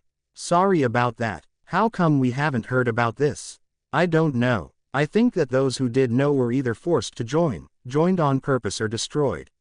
That would explain the reason for the activity going on near the Russian border. Many vampires have been seen heading over the border but not coming out. We need to start making calls to our friends and allies. We need to find out if they have heard anything and get them here to Volterra. I agree, I will make calls too. He said. Okay, we will talk again soon. Please keep me posted on what they say. I heard someone run over and grab the phone out of Carlyle's hand. Arrow, hang on, our friend and I just got a vision. Someone said quickly. I believe it was Alice. What have you seen, Alice? I asked. Is there anyone near the Russian border? She asked. Yes, Jane, Alec, Felix and Dmitri are there. Why? You need to contact Felix and Dmitri. Jane and Alec are in trouble. Shit, what happened? Anyway, how were you able to see since I heard you weren't able to? Our friend, Isabella, joined her seeing power with mine which enabled us to see through their shields. Jane and Alec were captured and taken in. The vision was of the Russian Coven. They said that they will attack in 6 months instead of 12 because they found them near their land. The crowd cheered as they brought them out. They were going to torture them to find out what they know and destroy them because they are your greatest weapon. The crowd cheered and yelled for their venom. Shit, Keys, call Dmitri and get him to find them. I said to Keys. On it, he replied. Keys dialed them. One of them answered on the 3rd ring. Master, he said. It was Felix. Where are Jane and Alec? Keys asked. We separated to cover more ground. Felix replied. Find them. They have been captured by the Russians. They are planning war against us. Shit, he said. The voice went quieter. Dmitri, you need to track down Jane and Alec. They are in trouble. We will find them, he said before hanging up. They will find them. We will keep you posted. I said. Thank you, she said and hung up. A few hours later. Arrow, we should send more people to help find them. Keys said. It has been a few hours. I'm starting to think that too, but Dmitri is our best tracker. I thought. Keys, Dmitri will be able to find them. I replied. Just then the throne room doors opened and Jane, Alec, Felix and Dmitri walked in. I saw another person, but when I looked away and looked back at the person, they were nowhere to be seen. Where did she go? Master, we have returned and they are alive, Dmitri said as they reached the thrones and bowed. Dmitri thanked God. Jane, Alec, what happened? I asked. We arrived near the Russian border and decided to separate to search on what the vampires traveling there were doing. Alec started. Good. To cover more ground. After searching for a few days and were about to head back to the meeting point when we were surrounded by 10 vampires. Jane continued. Their powers should have been enough to take on that many. I thought. We tried to talk to them but they didn't want to talk. They just attacked. I tried to use my gift but found I couldn't. Jane tried as well and couldn't either. They took us to a clearing where everyone was and they cheered as we were brought out. They said that they will torture us for information then destroy us.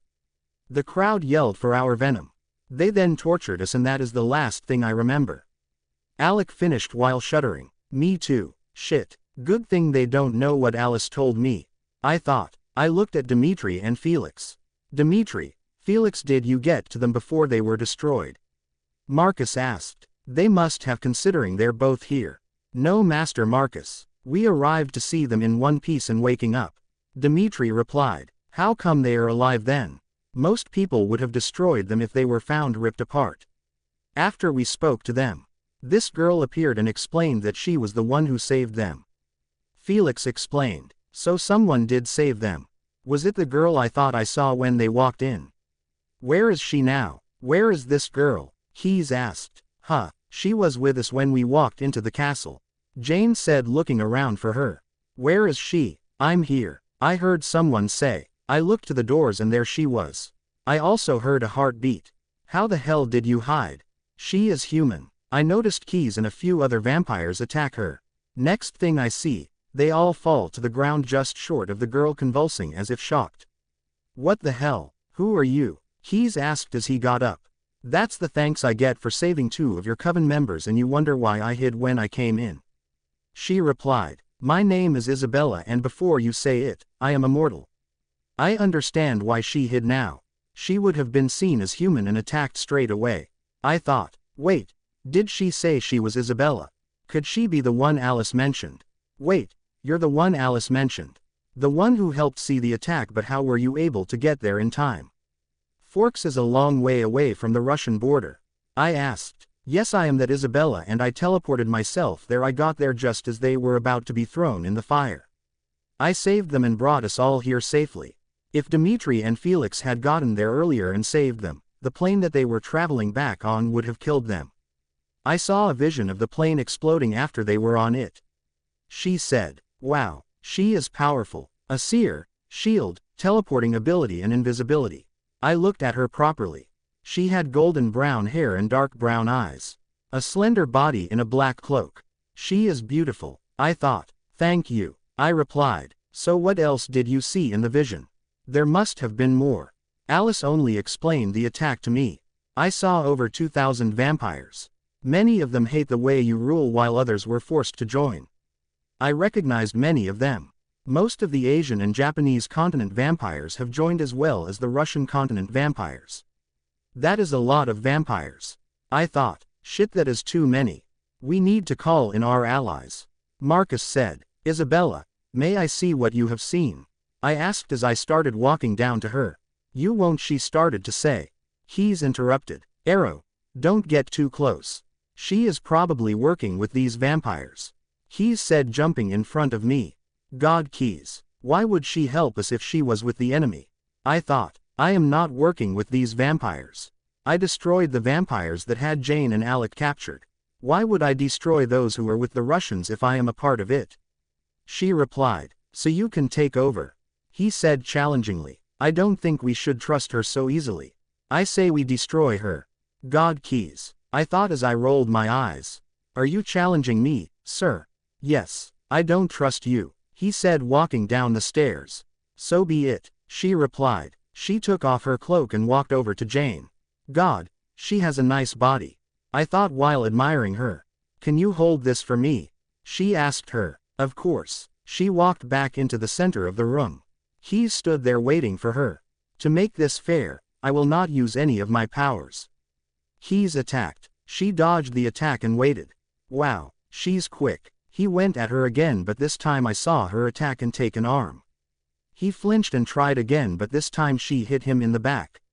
He fell on his face. What the hell? Why isn't he getting up? She turned him over. I can't move. I thought you said you wouldn't use your powers. He said from the ground. I didn't use my powers. That attack is a physical one. She said. That was a physical attack. Wow, that would be great for everyone to learn. She walked over to Jane and grabbed her cloak.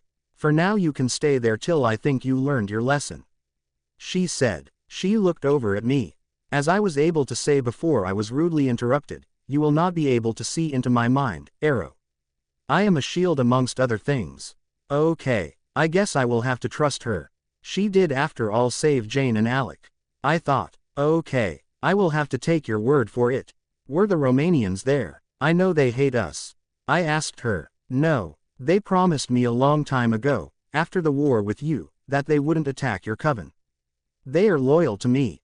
She said. They promised her. Who is she? How come they are loyal to her? So you are loyal to the Romanians. See, I told you she's dangerous. He said from the ground. I am dangerous, yes, but only to those who attack innocent people. She said. I noticed that she was glaring at Keys. Does she know what he is like? I thought. I have watched your coven since you started ruling and you rule fairly. The Romanians' rule wasn't the best, and it was thanks to your coven that humans don't know about us anymore.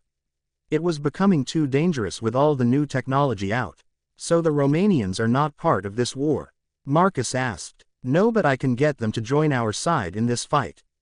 I have known for some time that they want to make peace with you but didn't know how.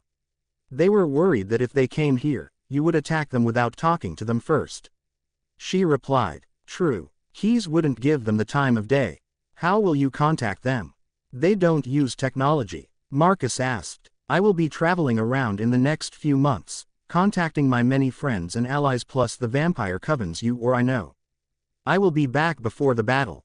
Okay. She bent down and released Keys. Someone should go with you.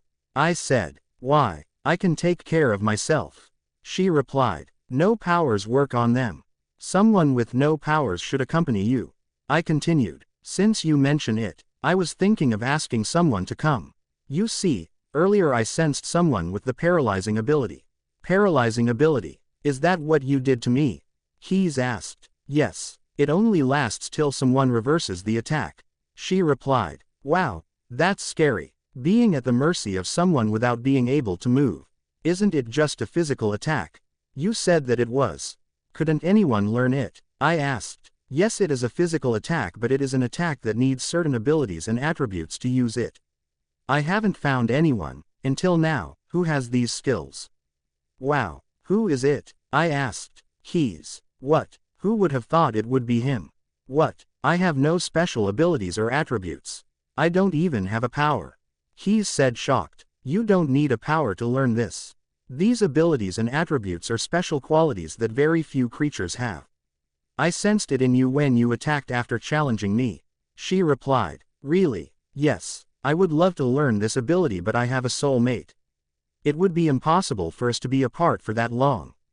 It would kill us. He continued. I figured as much. I can create some amulets that stops the pain of separation between mates when apart from each other. She replied. Okay. I will have a think about it for a while and will let you know soon. I noticed she looked outside through the windows in the ceiling. It was late in the afternoon. All right. I will be leaving first thing in the morning. She disappeared. I shook myself. I think it's a good idea. Marcus said. I agree. I said as well. I will talk to Athendora and see what she thinks. He replied. He walked out of the throne room. Guard dismissed except for Jane and Alec. Felix, Dmitri, you are on guard duty in 4 hours. Come see me beforehand. I said. Yes, Master Arrow. They both said. They all left. Jane and Alec came up to me and gave me their hands, to show me their memories. Wow, they went through a lot before they were ripped apart. You're dismissed. Go and have the rest of the day off. I told them. Thank you, Master. They both replied and walked out. They are very strong. They went through a lot. I said to Marcus. I looked over at him. What did you see when looking at Isabella? I asked. Nothing. Her shield is too strong. He replied. But I do see a line between you and her, but don't know what kind. I took his hand and looked. It was a white line. Okay. We will have to see where it leads after the battle. Do you think Keyes will go with Isabella? I think he will. I have never known Keyes to turn down something like this before. It could be the turning point in this battle. We sat there waiting for Keyes and Isabella to get back. Isabella's pav. After talking to the kings and telling Keyes, I will be leaving first thing in the morning, I decided to leave, to give them time to process everything, to go feed even though I didn't really need to. If Keyes decides to come with me, it will be a while between feeds even with the emergency bottles. I could choose to reveal my identity to him, but I don't trust him. He will need to earn it, like everyone else. In respect for the Volturi's rule, not to feed in Volterra, I teleported to Florence to feed and collect my emergency blood bags. I found 2 rapists. I went to the blood bank next and noticed it was still open. Good. I didn't want to get them when Keyes with me. I thought. I brought 8 bags of blood to fill 4 large bottles I carry.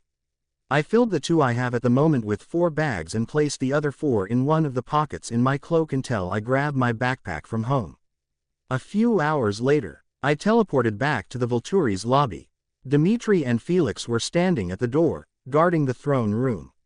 Hey Dimitri, Felix, how's it going? Are the kings in the throne room? I asked. We are good, and yeah, Keyes arrived back as we went on guard duty. Felix replied. Thank you. You have a good evening.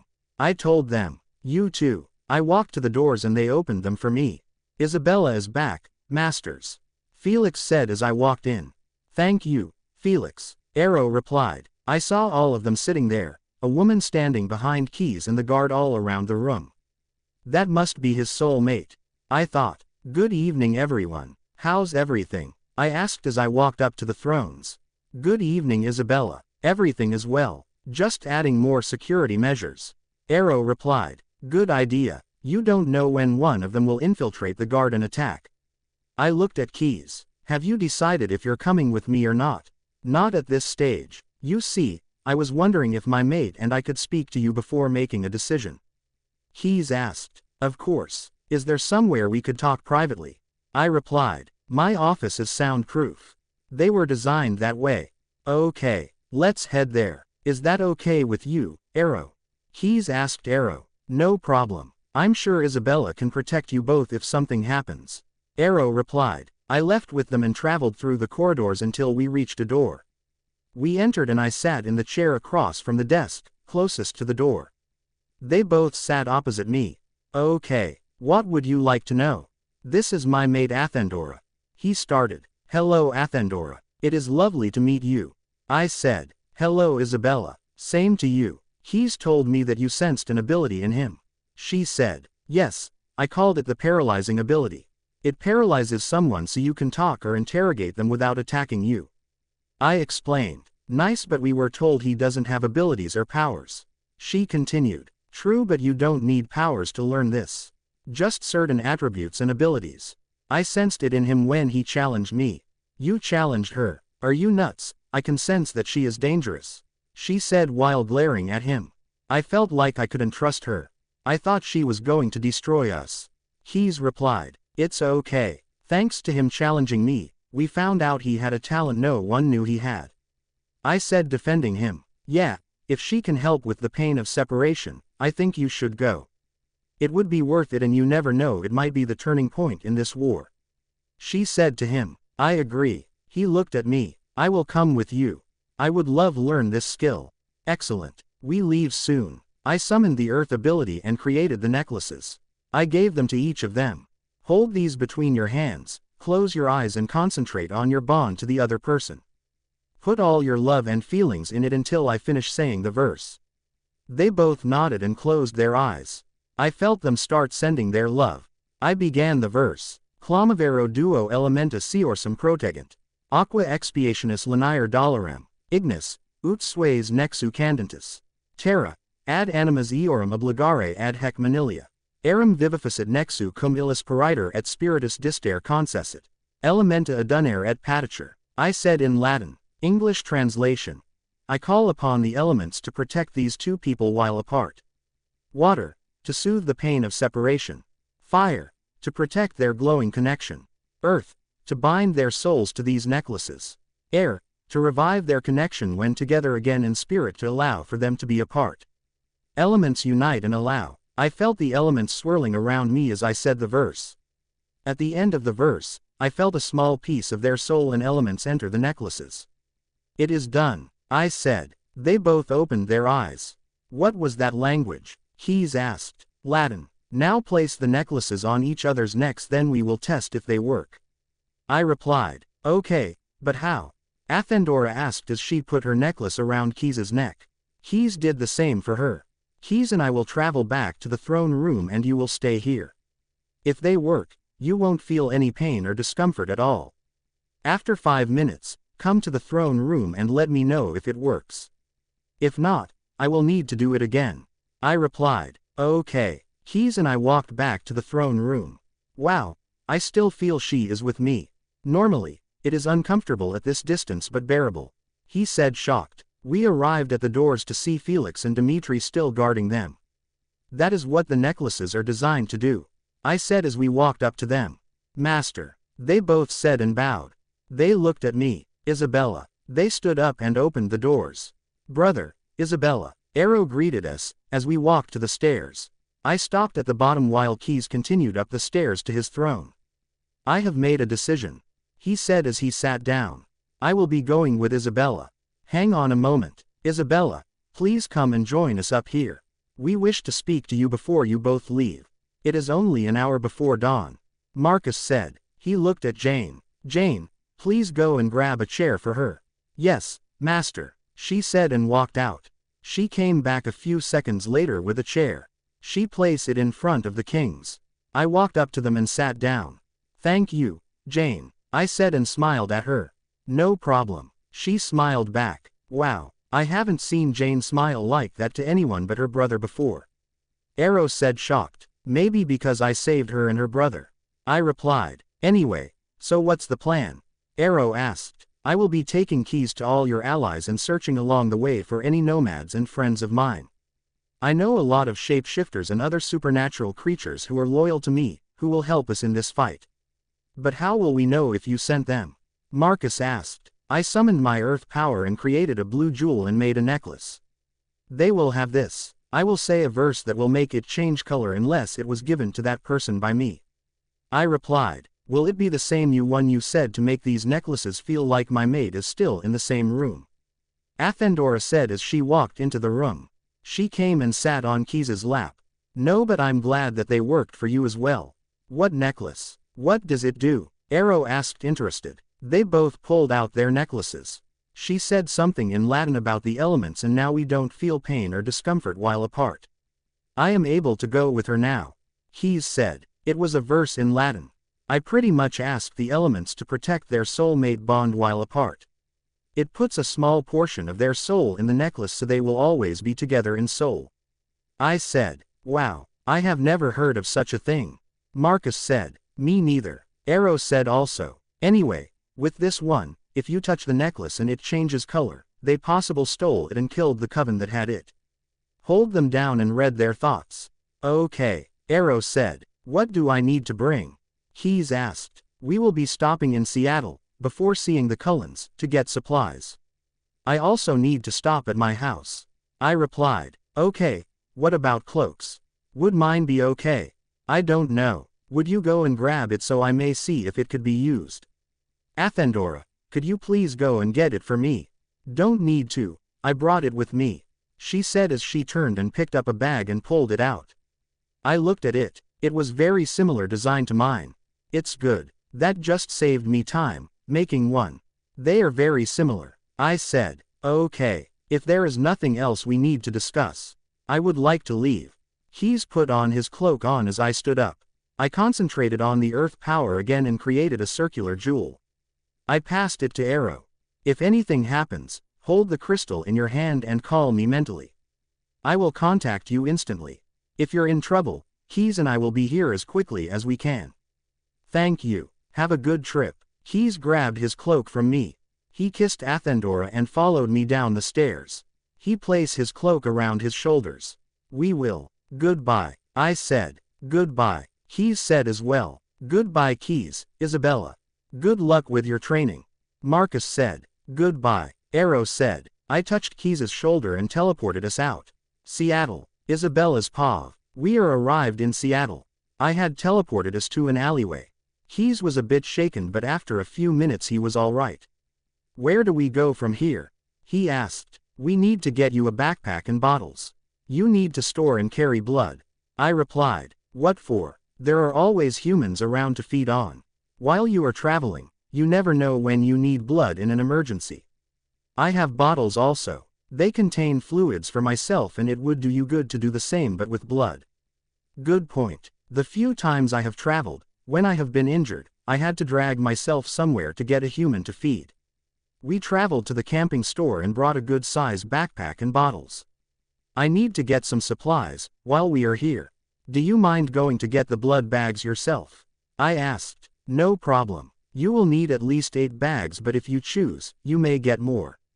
I continued. Okay, where do you want to meet up afterwards? He replied. At my house. I should be done by then, so just follow my scent out of town and you will find it. Okay. I left him and went to the safe house. I walked into the library and went straight to the wall. I sent my senses out and found no one but the librarian within the library, so I opened the wall. I went straight to my bed and grabbed the backpack and pulled out the bottles. I filled them and placed them back in the bag. I teleported back to where I left Keys and ran home. Once home, I grabbed the rest of my weapons that I take when traveling and placed them in my cloak and some clothes in the bag. I went to the fridge and grabbed my full supply of blood out and put them in as well. Just as I finished packing, I felt Keys enter my shields at the 5-mile radius. A few seconds later he walked up to the door. Isabella. He called and knocked. I'm here, Keys, I said as I opened it. He walked inside. Very nice house. Thank you. Esme, of the Cullen clan, fixed it up a year before I brought it. I replied. Did you get the bags? Yes, I got about 20. I also brought some clothes. Okay. We went into the lounge room and filled the bottles and placed the rest and the clothes in the bag. So, what are we doing now? I think we should let the Cullens and the shapeshifters know what's happening. I will need to give them the necklaces. Okay. I teleported us to their front yard. God, that felt weird. I don't think I will get used to it. He said. I looked at him and noticed he looked queasy, which is very unusual and hard to do to vampires. You will. I looked up, as I heard people walking out the door and saw the Cullens standing on the porch. Good afternoon. I said. Good afternoon, Isabella. Keys. Carlyle replied. May we come in? We have information. Keys asked. Of course, but I will have to warn you, we have a newborn in the house. She just woke up this morning. Carlyle replied. That's fine, as long as she doesn't attack us. I looked at Edward. You finally changed her, did you, Edward? I asked. Yes, I love her more than anything and I felt that we could use as many people, in this fight, as possible. He replied. But she is a newborn. How will she help? It will take her at least a year to learn to control herself and fight because she wouldn't be controlled by her emotions. Keys said. Most of the time, that is true, but she is very controlled. Jasper said. Wow. Keys said, shocked. Yeah, I know what you mean. She also found her gift. Alice said. Really? That is rare. Keys said. I was shocked about that, but I knew why. It takes years for vampires to find their powers. Rarely does a vampire find them as a newborn. What power does she have? I asked. Fire control. She has already learned how to use it. We were attacked again, a few hours ago, and she used it. She has great control over it. Alice replied. Wow. After we have talked, I will test her powers and train her for a bit. I said. Okay. We walked inside and I saw Anna. Good afternoon, Anna. I said. Good afternoon, Isabella. How are you? Anna asked. I'm good. How's immortality going for you? Good. I am still getting used to everything. I know. It will take time. I said. This is Keys, of the Volturi Coven. Hello, Keys. I have heard heaps about your coven. I'm Annabelle, but everyone calls me Anna. She stood up, bowed and shook his hand. I see what you mean, he said while looking at Jasper. He looked back at Anna. Hello, Anna. We all went into the lounge room and sat down. Before we say anything, Carlisle, will you call the wolves and get them to come here? They need to hear what's going on if they are joining this fight. I asked him. Good point, Carlisle replied. He stood up and grabbed his mobile phone. Hello, someone said. Hello Billy, it's Carlisle, is Sam around? Hello Carlisle. No, but I will get Jake to call him. He is on patrol, Billy said. He called out to Jake. Jake, can you get Sam for me, please? Sure thing, Dad, he called back. A few minutes later, we all heard running wolves on the other end of the phone and heard someone take the phone off Billy. Hello Sam, it's Carlisle. Carlisle, what going on? Has Isabella returned? He asked. Yes, she's back and has asked for you and the pack to come over, if you are still wanting to join this fight. We still do. The elders and the pack will be there soon. They hung up.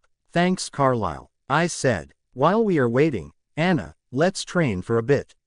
Okay. We all walked outside. Everyone, please stay on the porch. She may be able to use her fire ability, but I don't know how much control she has, so I am going to throw up a shield. Everyone nodded and threw it up around the whole house. Okay, Anna, please summon a small ball of fire. I asked her. She nodded. She closed her eyes and concentrated. A small ball of fire appeared.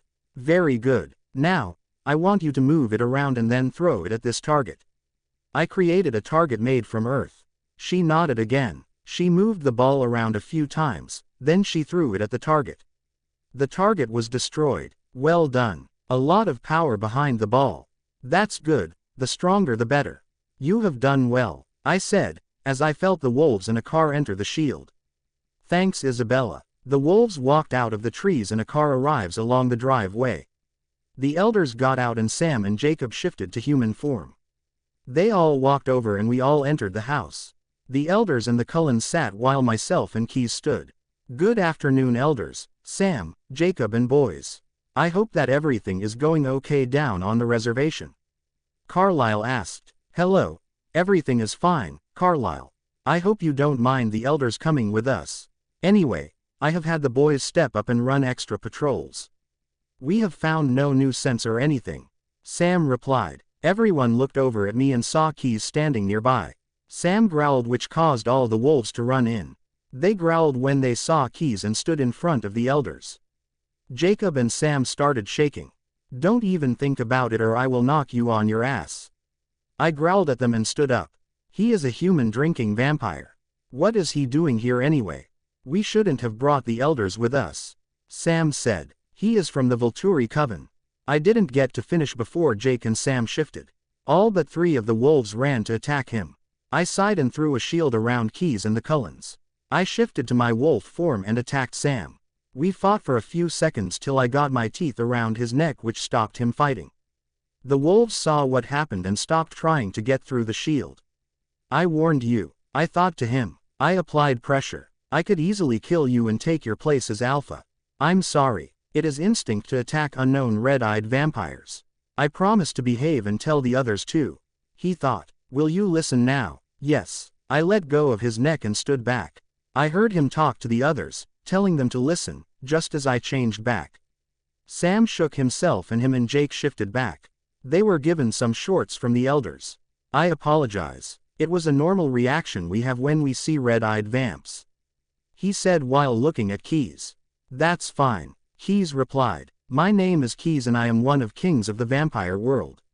Hello Keys. We are the elders. My name is Billy. This is Quill Sr. and Harry. Everyone looked at me. So what's happened? When I rang yesterday, Carlisle said you had disappeared. Sam asked. After I got here yesterday, I tried to see what was going on in Russia but found that I couldn't see there. They have more than one shield shielding the area. So, I joined my seeing powers with Alice's to boost the power and we were able to see that 2 of the Volturi coven were captured, tortured and were going to be destroyed by them. Did Dimitri and Felix get there in time?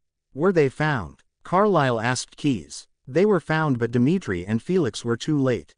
Keys replied. So they were destroyed? Esme asked. I looked at her and saw her nearly crying. No, I teleported there and were able to get to them in time to save them. I replied. That's good. Yeah, I know. Anyway, we arrived in Volterra, where I met the kings and their guard. When they saw me, they attacked, as most vampires do when they first meet me. I threw up my shield and stopped them.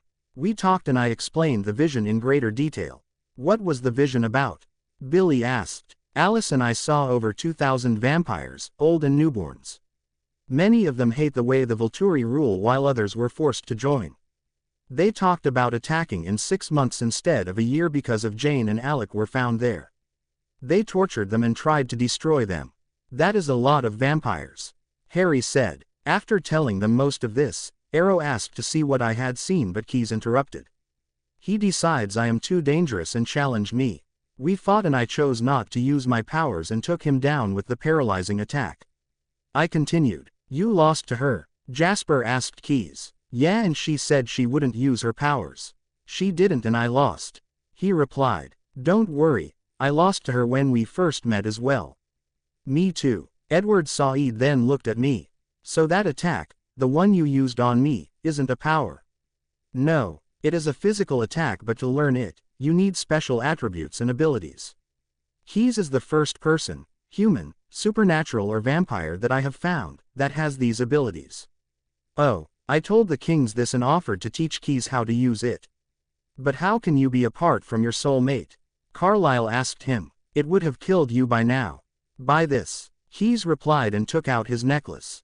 It has a small piece of Athendora's soul in it, which her one, has a piece of mine in it. Wow, would you be able to make ones for us? We have imprints on the reservation. Sam asked. Yes, if you still want to join this fight. We do. We thought that we wouldn't be able to all go since quite a few of us have found our soulmates. All good. Let's get down to business before we leave to talk to the covens. So, what is going to happen now? What has the Volturi decided to do? Carlyle asked. Arrow wants all of our allies to head to Volterra straight away so that everyone is protected. Keyes said. Keyes and I will be traveling around, contacting all their allies plus my friends and allies to get them to help. I continued. But how will they know if they were sent by you? Rosalie asked. I will give each coven one of these. I said, pulling out the jewel I made earlier. If it has been stolen it will change color, otherwise it will stay the same. Arrow knows this and is prepared. Good. I think we should get packing. Carlyle said. I concentrated. Elementorum, sciendum est quod cullen socios. Ignis, tueri socios meos. Benedicat terra dominum, gemum creare. Aer et aqua, et spiritu abscondet ab hoste, si non est cullen nuntier. Elementa adunere, tueri et paticer. I said in Latin. English translation. Elements, let it be known that the Cullens are my allies. Fire, protect my allies. Earth, create the jewel. Air and water, hide them from the enemy, and spirit, to tell if it is not the Cullens. Elements unite, protect and allow. It is done. You may go and Arrow will know you are allies. I said. I looked at the wolves and elders. Let's go. I want to be out of here before nightfall. I will make the necklaces for both, soulmates and the allies before we leave. Isabella's paw. I left Keyes with the Cullens and went with the elders in their cars to the reservation with the wolves running alongside. We arrived at a house. This is my home, Billy said. Very nice. I will need you to invite me in. I can't just walk into a house without permission.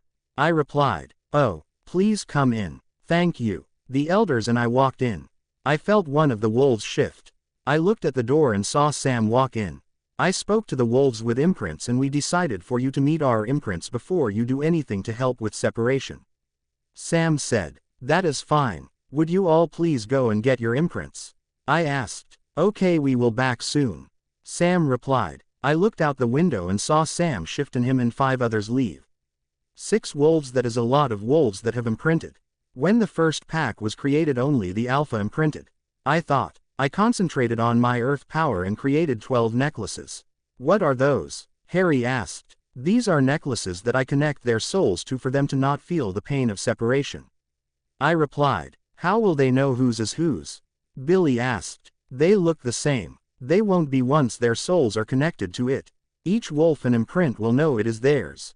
I replied. And the chain will expand as they shift so they will not have to take it off.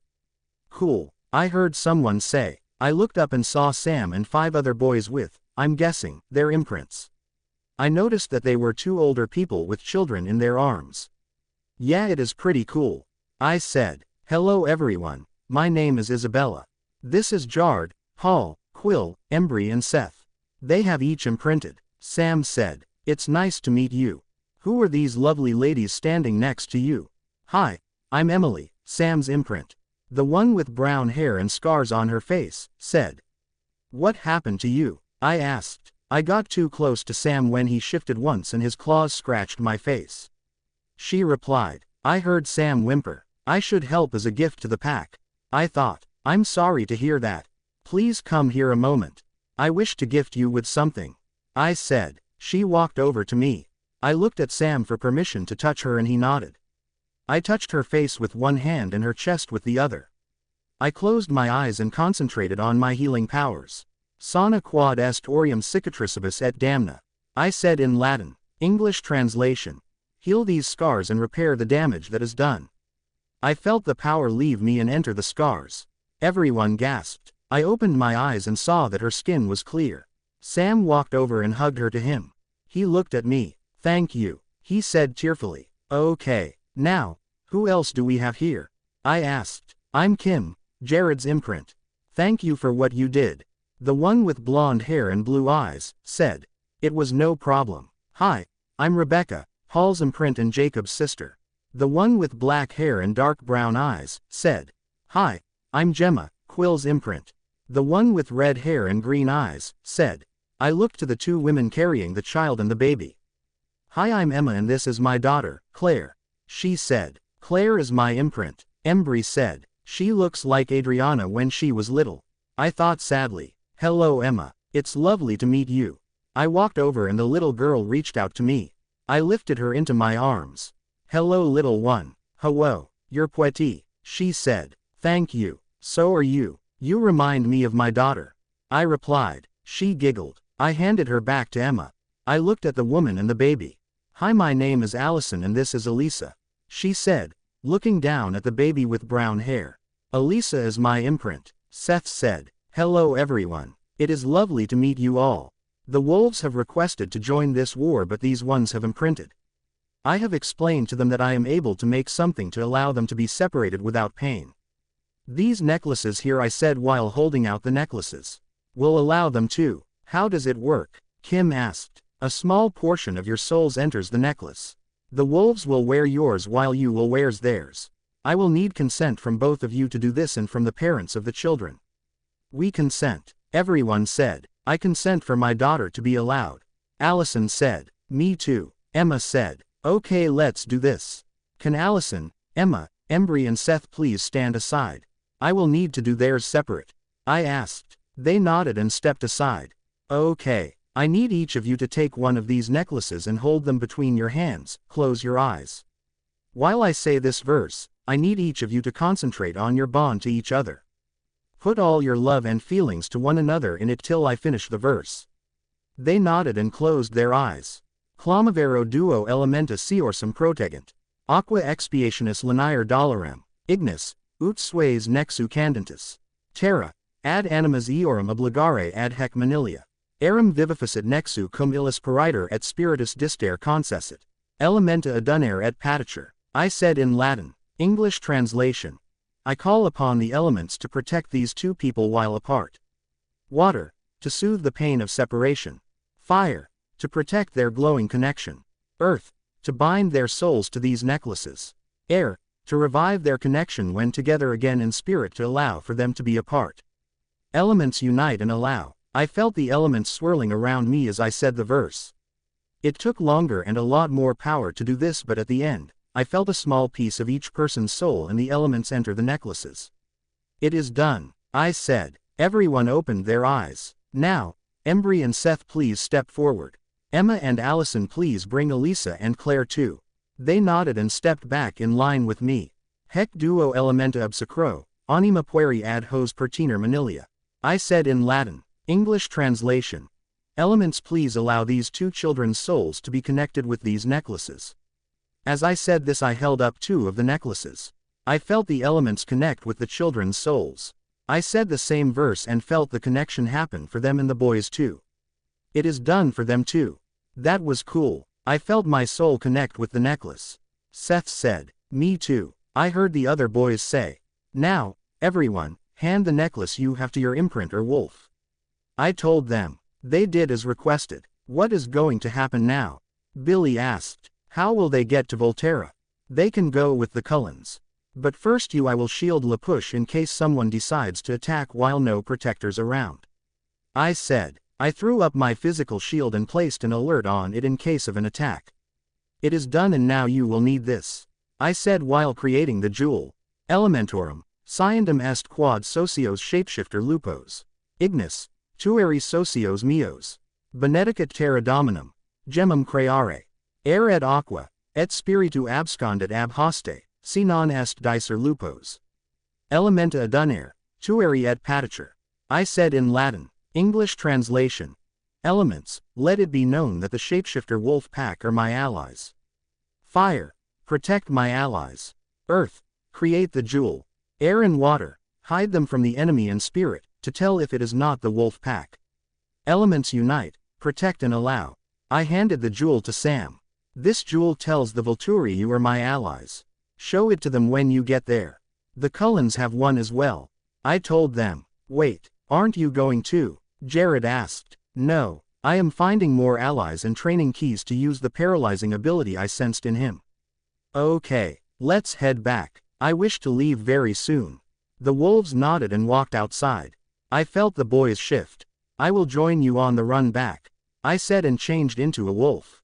Cool, I heard everyone say. We ran through the forest until we reached the stream just before the house.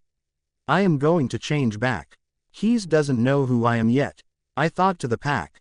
Okay, we will too, Sam thought back. We changed back and ran the rest of the way. We walked inside to see everyone in the lounge room talking. Hello everyone, we are back, I said. Hello Sam, Isabella, how did it go? Carlisle asked. All good. If it is all right, the wolves will travel with you. That's fine. Whenever you are ready we will leave. We are ready, Sam said. I looked at Keys. Are you ready to go? Yes. I walked over to him and looked back at everyone. We will see you all in Volterra. Please train as much as possible while there and make sure you listen to the kings. If you get into trouble they will be able to contact me. I told everyone. We will, everyone said. I grabbed Keys on the shoulder and teleported away.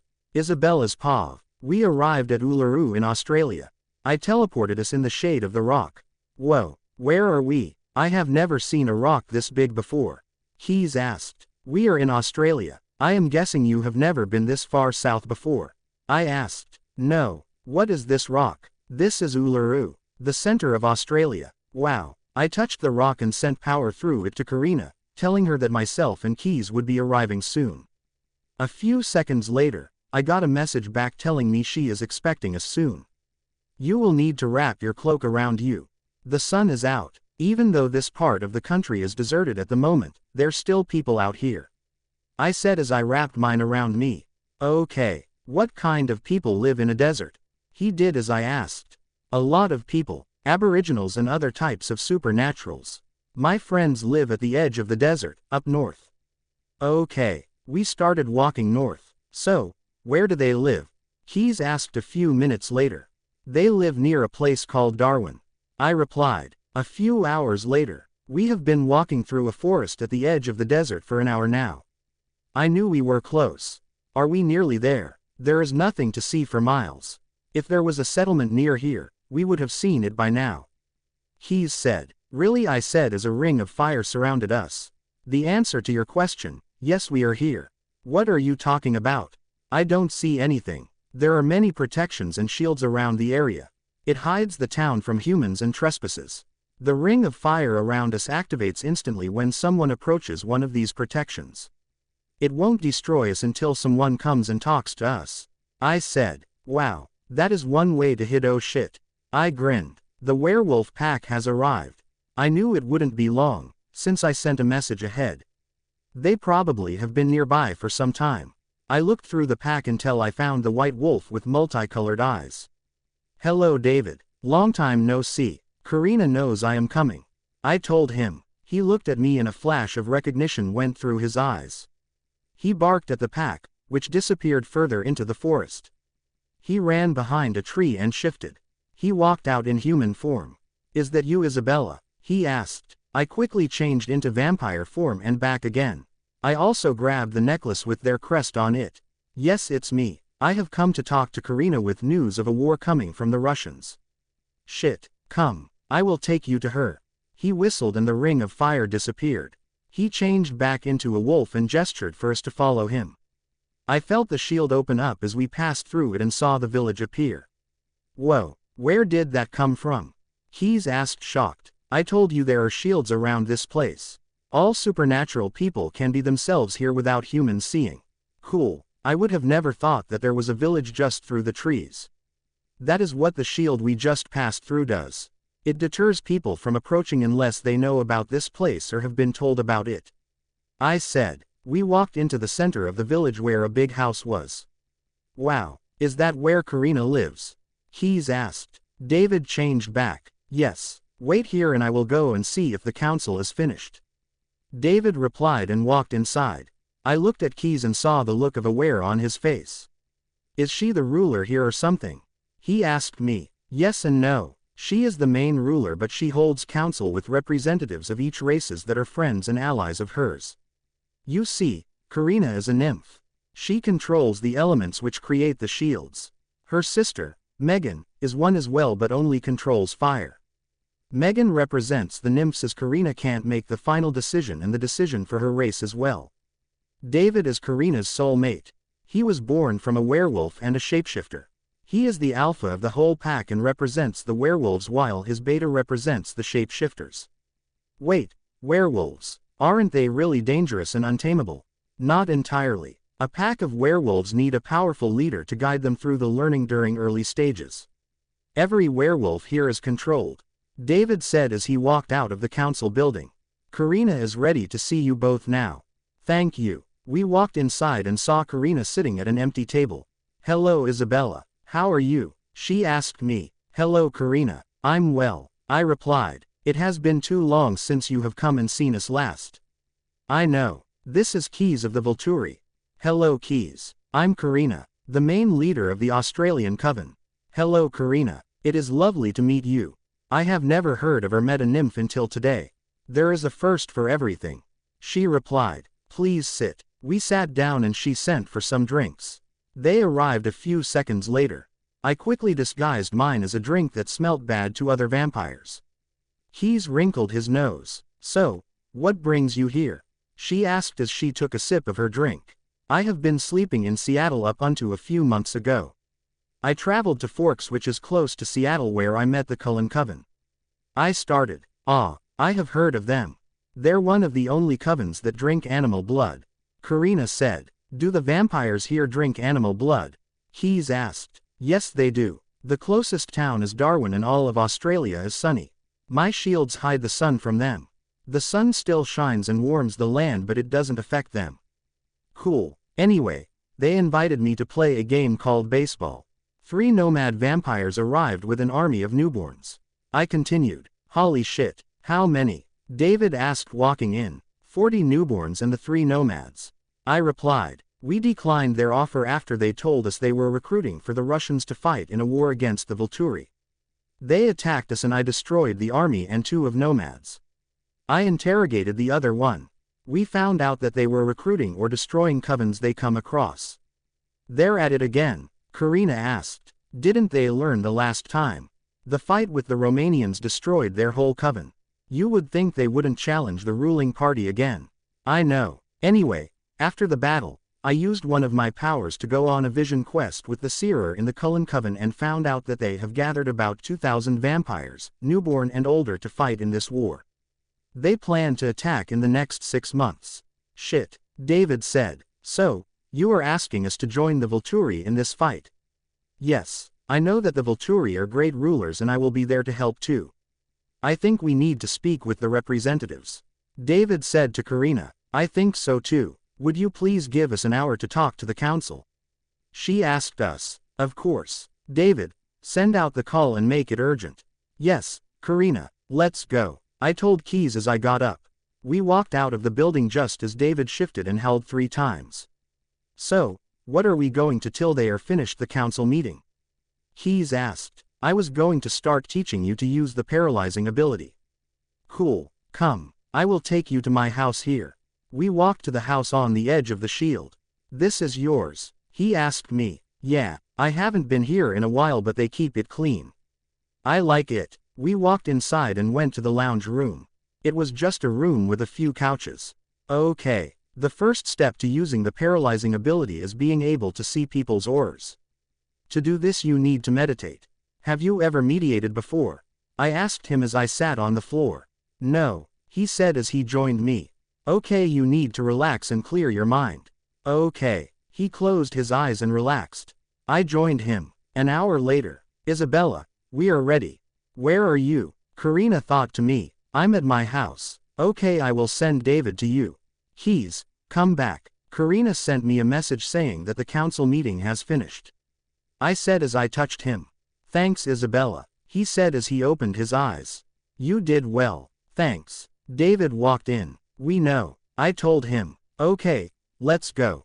We walked back to the council chamber and David let us in. Hello Isabella, Keys. This is my sister Megan, Michael from the vampires, Brendan from the shifters and Damien from the dragons. Damien represents all the dragons here in Australia. Dragons? Keys asked me, shocked. Yes, there are many in the world and they can take human form. Damien replied, cool, it is nice to meet you all. We have decided to join you in this war. Karina continued, thank you. I concentrate and created the jewel. Elementorum, Covina Australian Quad Sciendum Numferum Lamia, Werewolves, Dracones et Socios Shifters. Ignis, Tueri Socios Meos. Benedicat Terra Dominum, Gemum Creare. Air et Aqua, et Spiritu Abscondamus ab Hoste, ne si ad Covina Australian. Elementa Adunare, Tueri et Patiture. I said in Latin. English translation. Elements, let it be known that the Australian coven of nymphs, vampires, werewolves, shifters and dragons are my allies. Fire, protect my allies. Earth, create the jewel. Air and water, hide them from the enemy and spirit, to tell if it is not the Australian coven. Elements unite, protect and allow. Show this jewel to the Volturi kings and they will know you are my allies. Thank you. Will you be there? David asked. Not till close to the battle. We are finding more allies and friends. Okay, it was good seeing you again, Isabella. You too. Goodbye. I said. Goodbye. Keys said as well. I touched Keys and teleported out. 3 months later. Keys' Pav. We have been traveling all over the world, finding allies of the Volturi and friends of Isabella. It has been fun traveling with her but she hasn't revealed her identity to me yet. I have learned many things from her. She has taught me to use the paralyzing ability but I haven't been able to paralyze someone completely. She has taught me to fight in different styles and better my style too.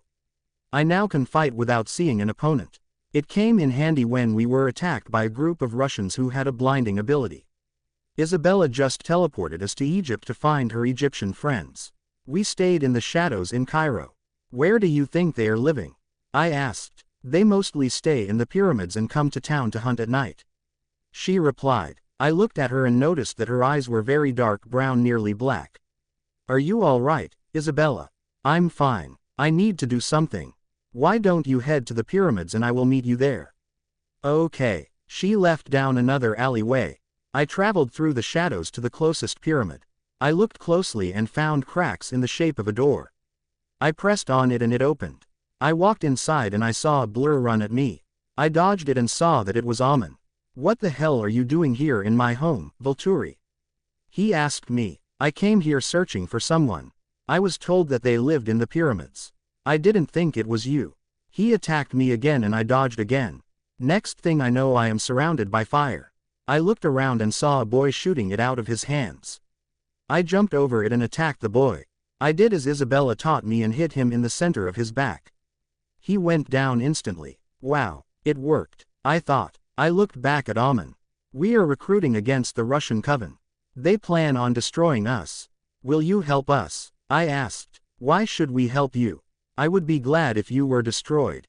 He replied angrily. He gestured behind me. I was attacked again and saw that it was the boy again. He knocked me to the ground and surrounded me with fire again. Why didn't it last longer? When Isabella did it, I was frozen till she unfroze me. I heard the door opened and the fire went out. What the hell? Who did that? The boy said. I looked behind me and saw Isabella. Thank God. Amen, is that a way to greet a friend? I come to see you and you attack my friend. Isabella said. Amen looked behind me and paled. I never thought a vampire could become paler. We have no blood. He dropped to his knees. Huh, Mistress Isabella, I am sorry. I have hated the Volturi for a long time. I didn't know he was with you. You should have come with him and I wouldn't have attacked.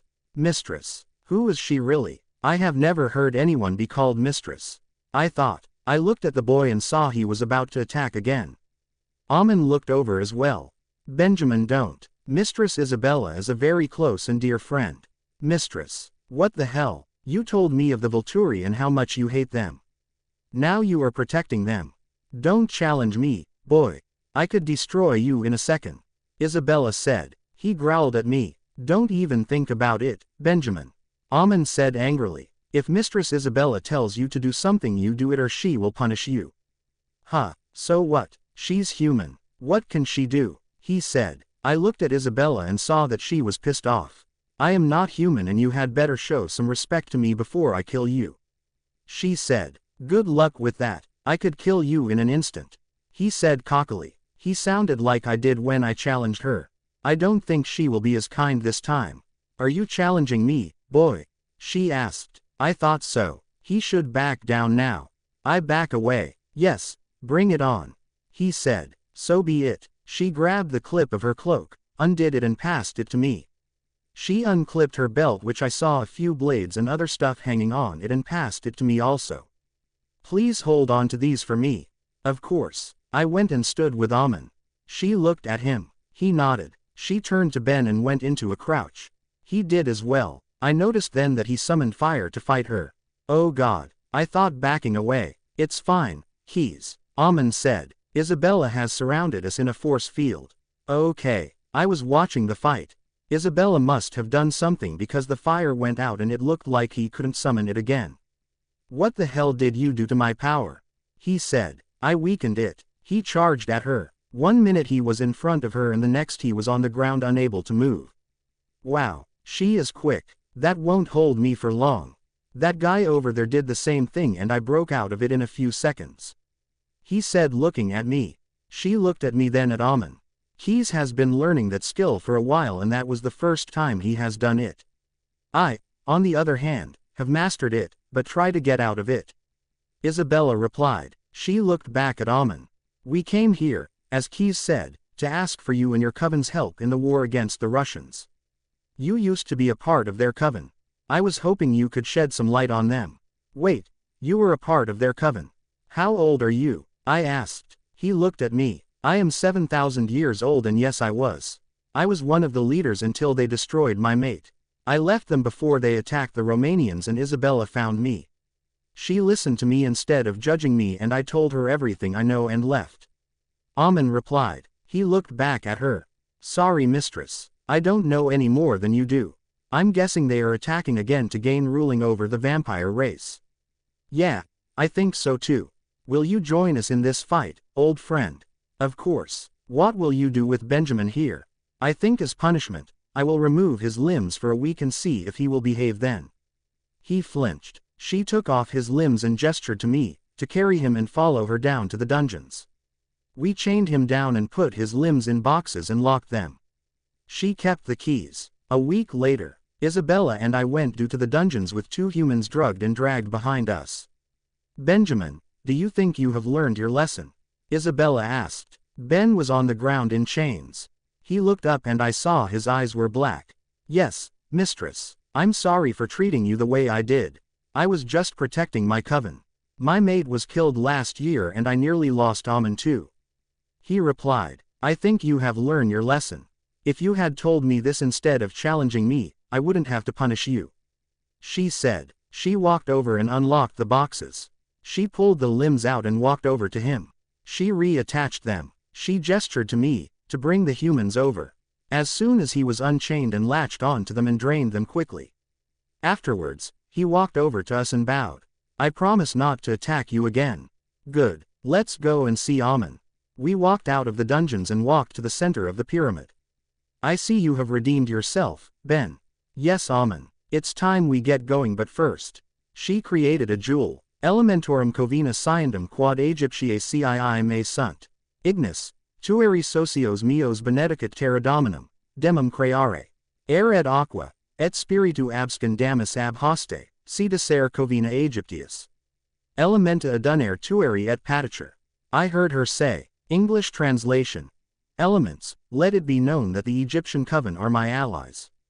Fire, protect my allies. Earth, create the jewel. Air and water, hide them from the enemy, and spirit, to tell if it is not the Egyptian coven. Elements unite, protect and allow. She told me it was in Latin. This jewel will tell the Volturi that I had sent you. Ben, I hope next time we meet you will be nicer. If you are, I will train you with more control over your powers. Really? Thanks, mistress. See you both in Volterra. She touched me and teleported out. 2.5 months later. Isabella's Pav. It is nearly time to head back to Volterra. It has been an interesting experience traveling with Keys these 5.5 months. He has learnt so much. We are on our way to our last stop, Romania. I have yet to tell him who I am, but I feel that after this meeting with the Romanians, I will reveal myself to him. I teleported us to the town of Brasov. We could see the Romanian castle up ahead. I was about to leave Keys and go feed when I was suddenly pulled into a vision. I see a group of 40 vampires standing in front of Vladimir, Stefan, their mates and guards. Who are you and what are you doing here?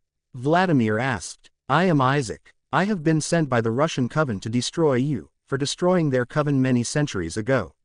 He said. He looked at the newborns behind him. Attack. Leave no one alive. The army attacked. Vision ended. Shit, I said as I pulled out of the vision. I can't teleport. I am close to losing this form. I need to feed, but if I do, they will be destroyed. I thought. I knew my eyes were nearly black. The last time I had fed was in Egypt, and that was over 2 months ago or so. What's wrong, Isabella? Keys asked. I just had a vision. The Romanians are going to be attacked in a matter of minutes. The Russians are behind it. They want to destroy them, for destroying their army and coven all those years ago. I replied. Shit. Well, what are you waiting for? Teleport us there. I can't. I am too weak to teleport us there. The drink I have been drinking ran out while we were in Egypt. I figured that would be the only way to explain to him without telling him the truth.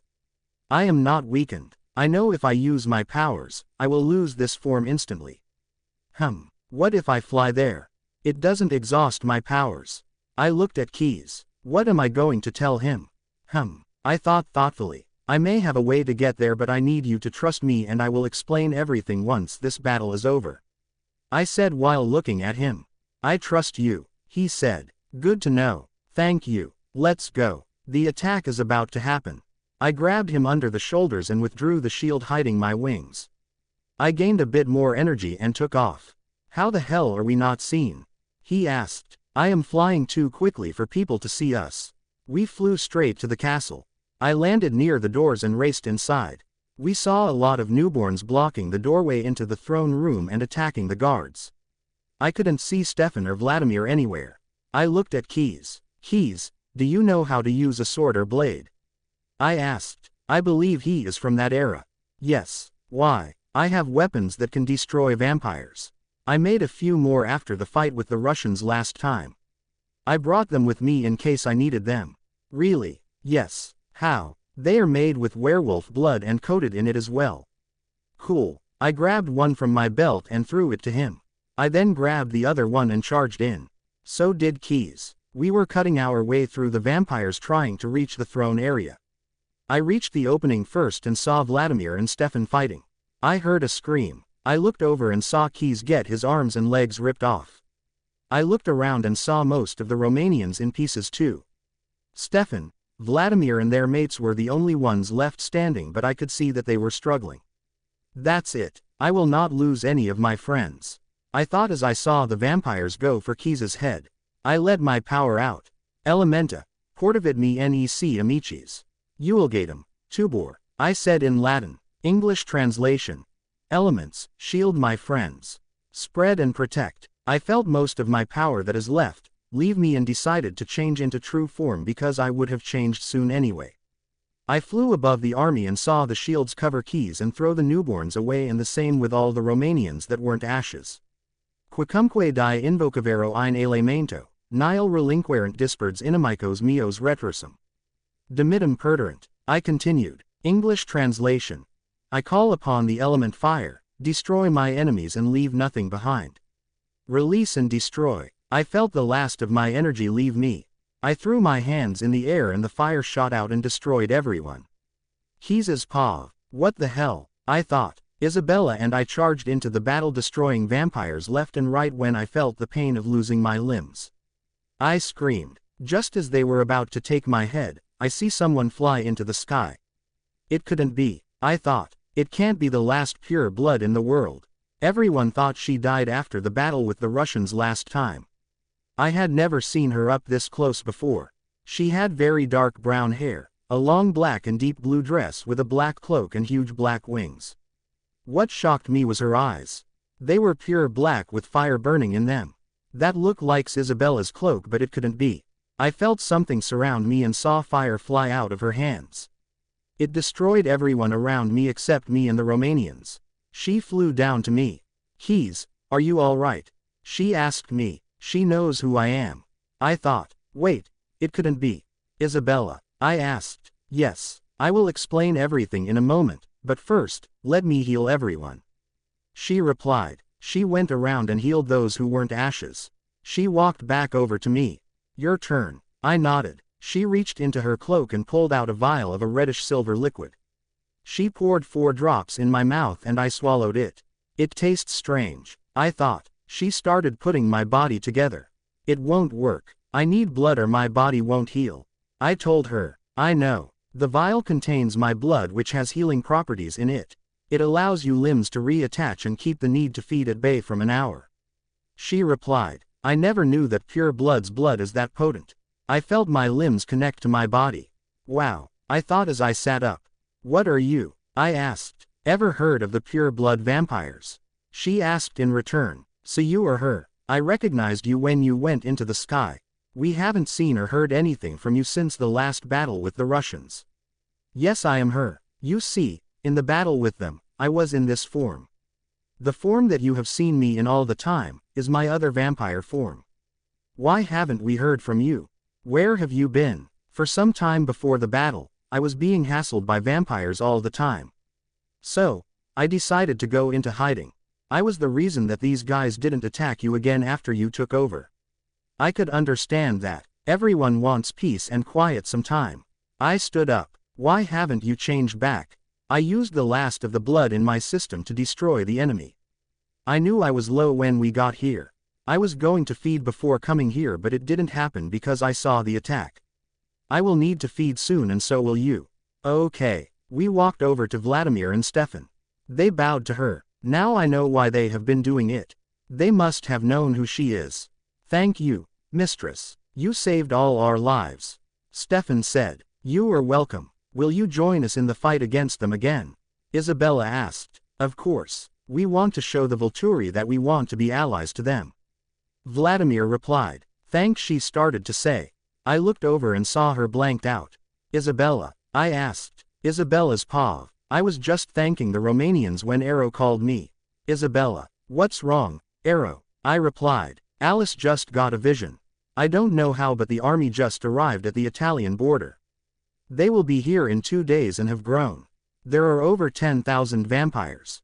All the allies you have sent have arrived and are training and patrolling the city. We are waiting on you and Keys. Okay. I believe when we joined powers, her power got stronger. We should be there just before the battle. Meet them in the Tuscan countryside. That way everyone can fight in true form.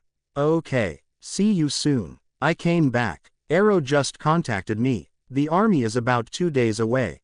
All our allies have arrived. They are training and patrolling the city. They are just waiting for us. Alice got a vision of the army, which has grown in number. 10,000 vampires, mainly newborns.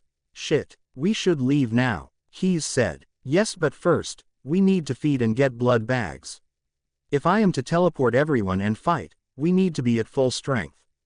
The blood I gave everyone will run out soon, so you will need to feed. I replied, okay, let's go. We all ran out of the castle into the city.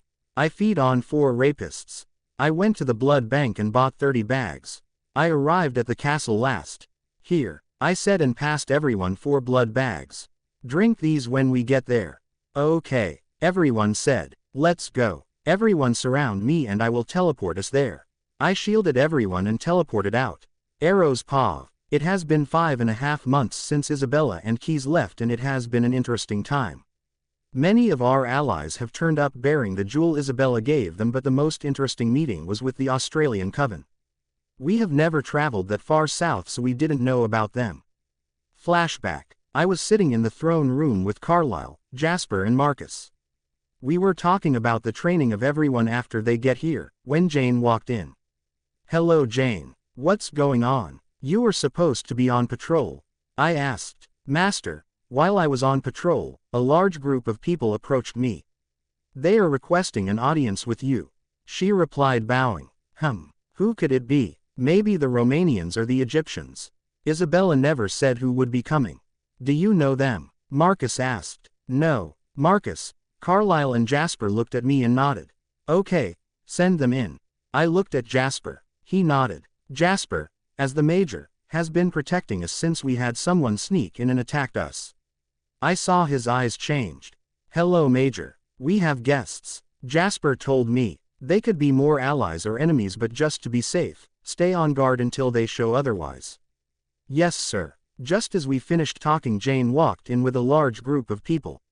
Shit, I count at least 80 people there. How the hell do they hide that many? What are they? They look human. I thought. They stood at the bottom of the stairs and bowed. They are respectful. We come in peace. We were sent here by Isabella. My name is Karina and she told me to show you this jewel. The woman at the front said. She pulled out a jewel and showed me.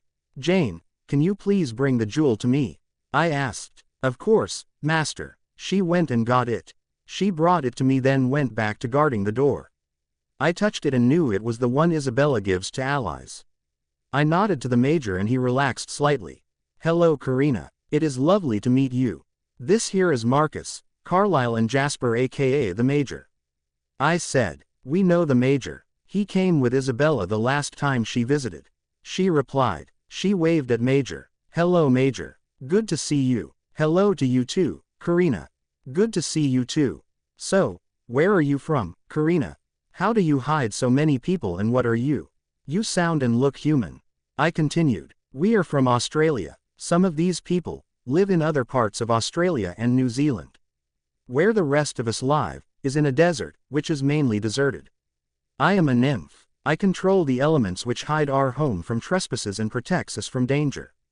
A nymph. Wow, I have never heard of that kind of supernatural. What other kinds are there? We have never been that far south before.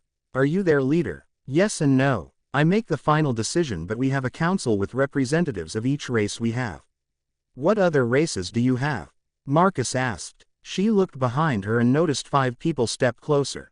They nodded to her. Myself and my sister, here, and 30 of these people, are nymphs.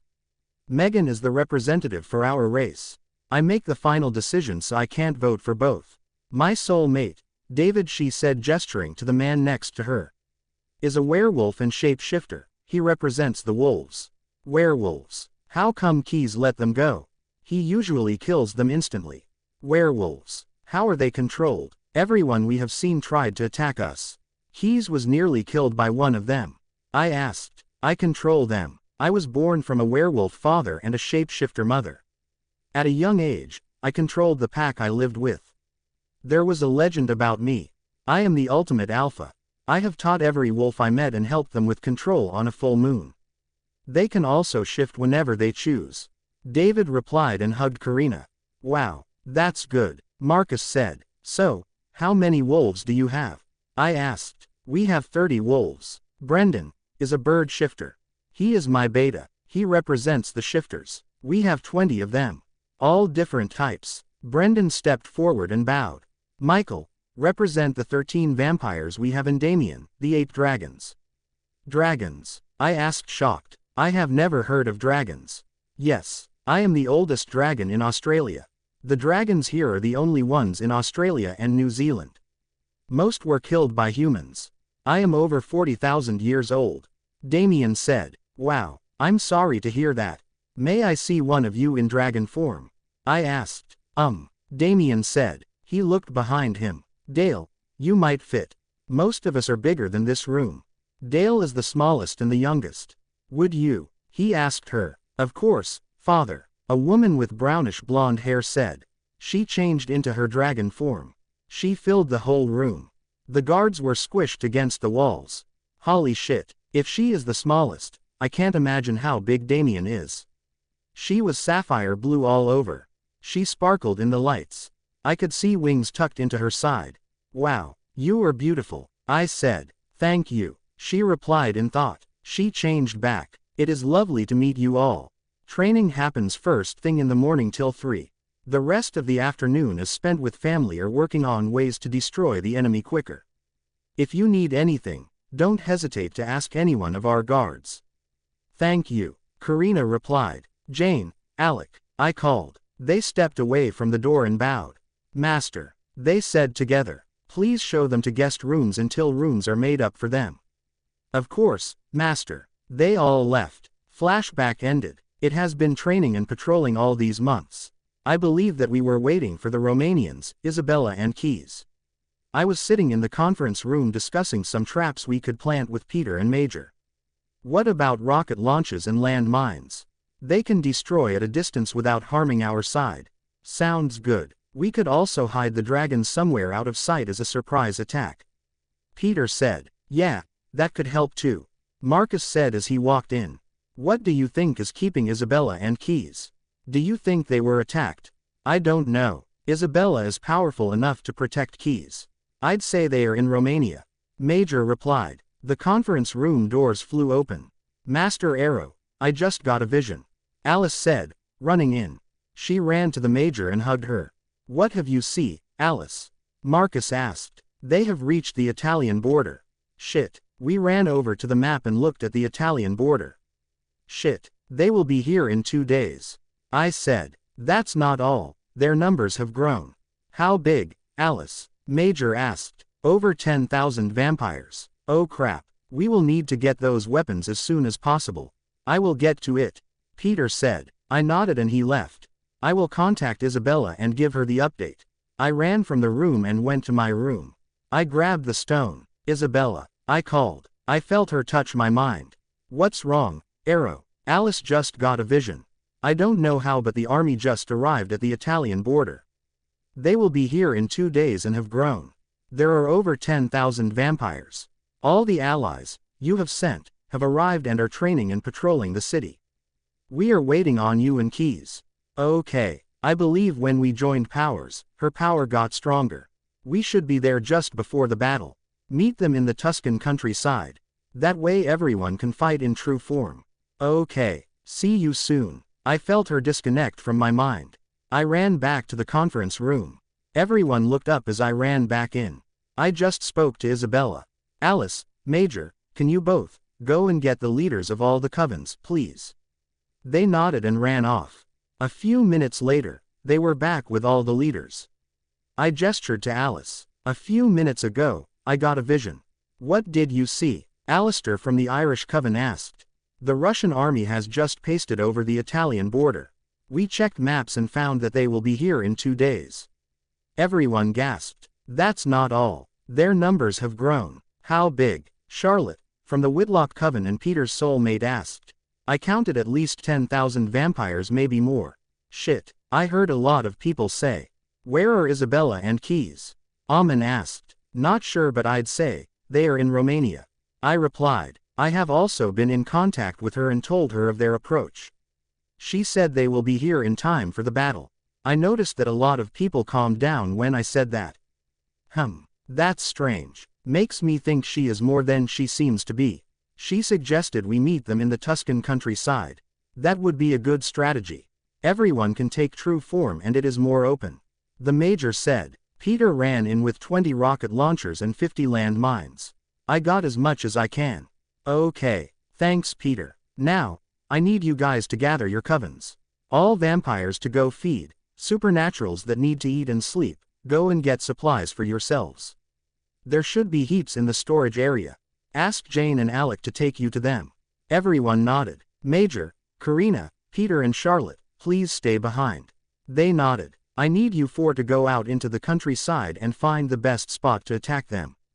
After you do that, plant the land mines. Okay. Afterwards, go and get the stuff you need or feed, then come back and let us there. I told them. No problem. Peter replied. They left and Marcus and I went into Florence to feed. 3 hours later, everyone was back and waiting to leave. We were waiting on the guys to get back. We were standing in the throne room and were talking amongst ourselves. They walked in looking pleased with themselves. We found the perfect place. Peter sensed it was the battle takes place. Major said as he walked over to Alice. Karina walked over to David. How big is it? David asked. She pulled out a map and walked over to the table. This is where he felt it. I looked at the map and saw a 100-mile radius circled. I noticed that it was a clearing with forests at either end and clearings to hide the dragons in, on each side. Perfect. It is huge and it will be big enough for everyone in true form to hide in the forest and give a surprise attack. She said. The land mines are planted about 30 miles inside the tree line, there. Peter said, pointing where they were placed. Good. Let's head out. We will follow you guys out there. Everyone grabbed their stuff and Jasper and Peter led us out the doors. We ran about 6 miles out into the countryside. Stop here. The land mines start about halfway from here. This is the safest distance from them. Jasper said. Okay. Let's get settled. They could be here sooner for all we know. Everyone nodded and separated. 2 days later, Jane ran into the clearing from behind our line. She was patrolling with David. He ran out 2 seconds later. He changed back. Jane ran up to Arrow. Master, they just entered the other end of the forest. She said. David ran up then. They will be here in minutes. David said. Okay. Attention everyone, I called out to everyone. Everyone stopped and looked at me. We need to get ready.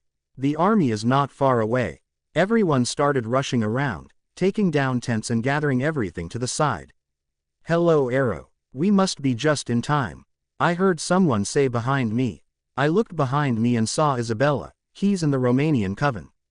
Isabella, Keys, you made it. Stefan and Vladimir, good to see you. I said. Good to see you too, Arrow, and yes. After the Russians attacked us. Stefan said. Wow. Thanks to Isabella and Keys, the rest of us survived. Everyone gathered behind Isabella and me, just as we heard running feet. They're here. Get ready, Isabella said. Isabella's paw. I teleported everyone to the forest area behind our army. We walked through the crowd. We could see people sitting around campfires, eating. They did well setting everything up in 2 days. People stopped what they were doing, got up and bowed as we passed. Wow. Does everyone here know who you are? Keys asked me. Yes. I looked behind me as I heard someone running. I saw it was Jane who ran into the clearing. She ran past us, without stopping, to Arrow. David ran out 2 seconds later in wolf form. He changed back. Isabella. Yes, I'm here. We walked up to Arrow and Jane. Master, they just entered the other end of the forest. I heard her say. David ran to him. They will be here within minutes.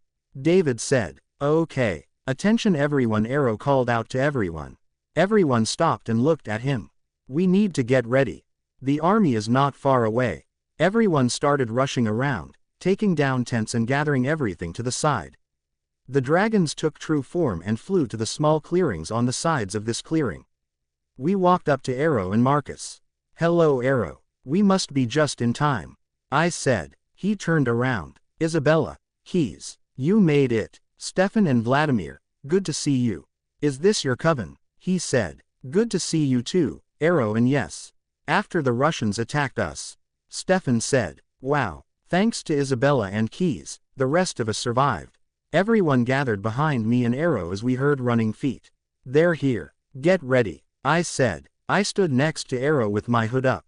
The Major stood on my other side while Marcus and Keys stood one step behind. Just as we moved into positions, thousands upon thousands of vampires stepped into the clearing. At the front stood Dominika and Bogdan. I looked through their numbers to find the people with powers. I found some of them grouped together at the front, just behind the leaders. That's stupid. That is the worst place to put them and the most obvious. They stopped 50 meters from us. What's this? The Volturi knew we were coming. How is this possible? No seer could see through our shields. Bogdan said, "Don't underestimate us. We have known for months." Jane said, "We destroyed you." "No, we were saved." "No matter. We still outnumber you." Dominika said, "Don't worry, love, we will destroy them all and take our rightful place on the throne." They moved forward. "Not going to happen." Keys said, "We'll destroy you or die trying." Our side cheered. "Damien, now, light the fires and send out a fire blast to destroy as many of them as possible." "Of course. Don't reveal your identity though." I saw fire come from all directions. The newborns and vampires saw it and tried to move out of the way, some forward, some back, pushing others forward. The vampires at the front started blowing up. Land mines. Cool. I could see that their numbers have reduced. They lost about 3,000. What the hell? Dominika yelled, stepping back. I threw off my hood. They looked over and saw me. "Isabella." "Yes, it is me. I warned you years ago and a few months ago, not to challenge the ruling party. I told you I would destroy you and anyone who allies with you. No matter. We destroy you and take the place your son wanted long ago." Bogdan said, "We have many people among us who can neutralize your powers. I have taken down many of your people with powers including neutralizers. Why do you think that this will be any different?" "Attack!" he screamed. The army ran forward. Explosions went off as more hit land mines, but they kept on coming. "Major, now!" Arrow shouted. Major gestured behind him. Rockets were shot at the army. "Where the hell did they get those?" "Ah, Arrow. Marcus, here." I said and tossed them a blade each. "They are designed to destroy vampires." "Thanks. Everyone, take true form. Karina, you and the other nymphs, take to the skies. Shapeshifters, take your most powerful form." David, he nodded. Everyone did as well. He changed into his werewolf form. I grabbed my blade and we all charged forward, attacking the vampires that got through the explosions. "Come and join us, Damien. Show them the power we have." Thank God. I thought we would be waiting forever. The dragons took off and started throwing fire at the vampires in the back. I charged through the enemy. I was looking through the vampires, for people with powers. I knew I found some when powers started hitting my shields. I looked at their group and noticed there were 13 vampires with powers. I sent out a fire attack. One tried to block it with fire, but I was too powerful. He was destroyed. I saw more vampires fall. They must have been protecting that group of vampires. I thought. I continued looking and I saw many vampires I thought were my friends, but I knew they weren't now. I found another group of vampires with powers. I just finished destroying them when I was attacked from behind. He tried to bite me, but my shield protects against bites. I threw my shield off my body to throw the person off and turned around. It was Ichan from the Turkish coven. "Merhaba Ichan, benim mutfiklarından biri olduğunu sanıyordum." I asked in Turkish. English translation. "Hello Ichan, I thought you were one of my allies." "Isabella merhaba. Ben ansak Ruslarine beni daha teklif etti. Ben simdi onlara hükmetmek istiyorum." He replied. English translation. "Hello Isabella. I was, but the Russians offered me more. I now want to rule with them. Gerçekten seni izin veriyor mi?" English translation. "You really think they will let you?" Evet. English translation. "Yes." He attacked. So be it. I dodged him and cut him down. "Ben yapanlara yok çünkü az labana iha net." I said as I threw him into the fire pit. English translation. "Never betray me because I destroy those who do." I left the pit and continued attacking. Arrows paw. I saw the dragons take off and everyone take true form, just as we reached the army. I sliced through vampires with the blade. Wow, their true forms are amazing and this blade is powerful. I was running through vampires left and right when I saw the confrontation between Isabella and one of the Turkish coven. I saw the Turkish guy get cut down and thrown into the fire. I looked around to see how everyone was doing, when I saw a dragon and 3 nymphs knocked out of the sky. 6 vampires had grabbed the wings of the dragon and crushed them. The nymphs were flying underneath when the dragon fell. I ran over to help them. I saw that they were all dead. No, Damien, Dale said, landing near him. I saw 8 vampires start to surround us. Dale was sobbing. Dale, snap out of it. We are surrounded by vampires. I said. She looked up. Damien wouldn't want you to stop fighting. She stood up. You're right. I saw Isabella start towards us. I looked at her and saw her eyes were almost red. Huh, she couldn't be a vam. Everything went black. Isabella's paw. I saw Damien fall. I was fighting my way over to him when I saw Dale land an arrow rush over. I looked at Arrow just as the vampires surrounded them. He and Dale got up. I think it's time to end this. We have lost many allies.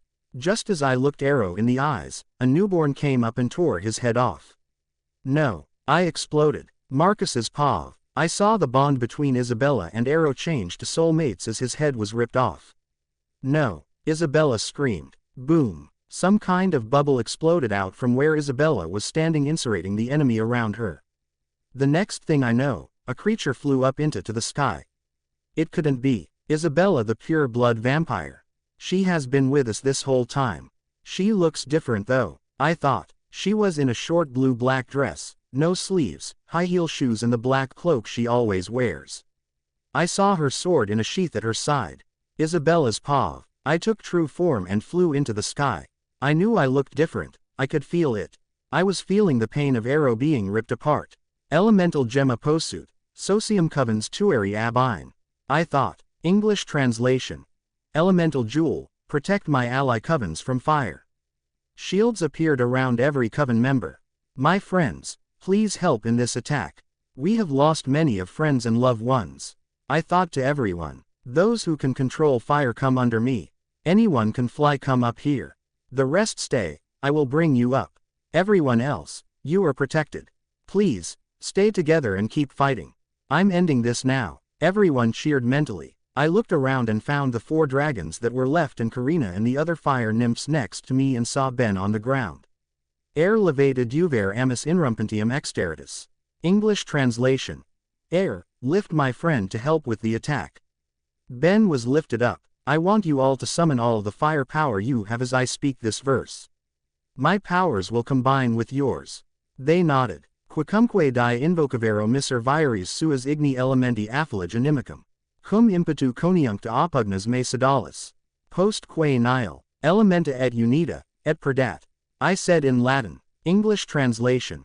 I call upon the elements to combine their energy to fire to destroy the enemy.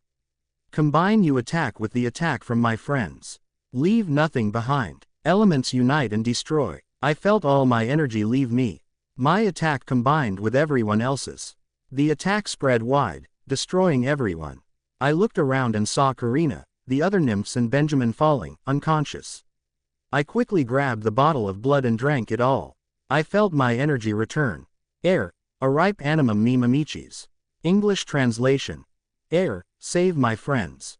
The air raced down and pulled them short from the ground. I landed next to them. I touched the nymphs and fed them energy. I then went to Benjamin and gave him the other bottle of blood. They woke up just as everyone started cheering. You did it, everyone screamed. It's over. We did it. It is all over. This video ends here.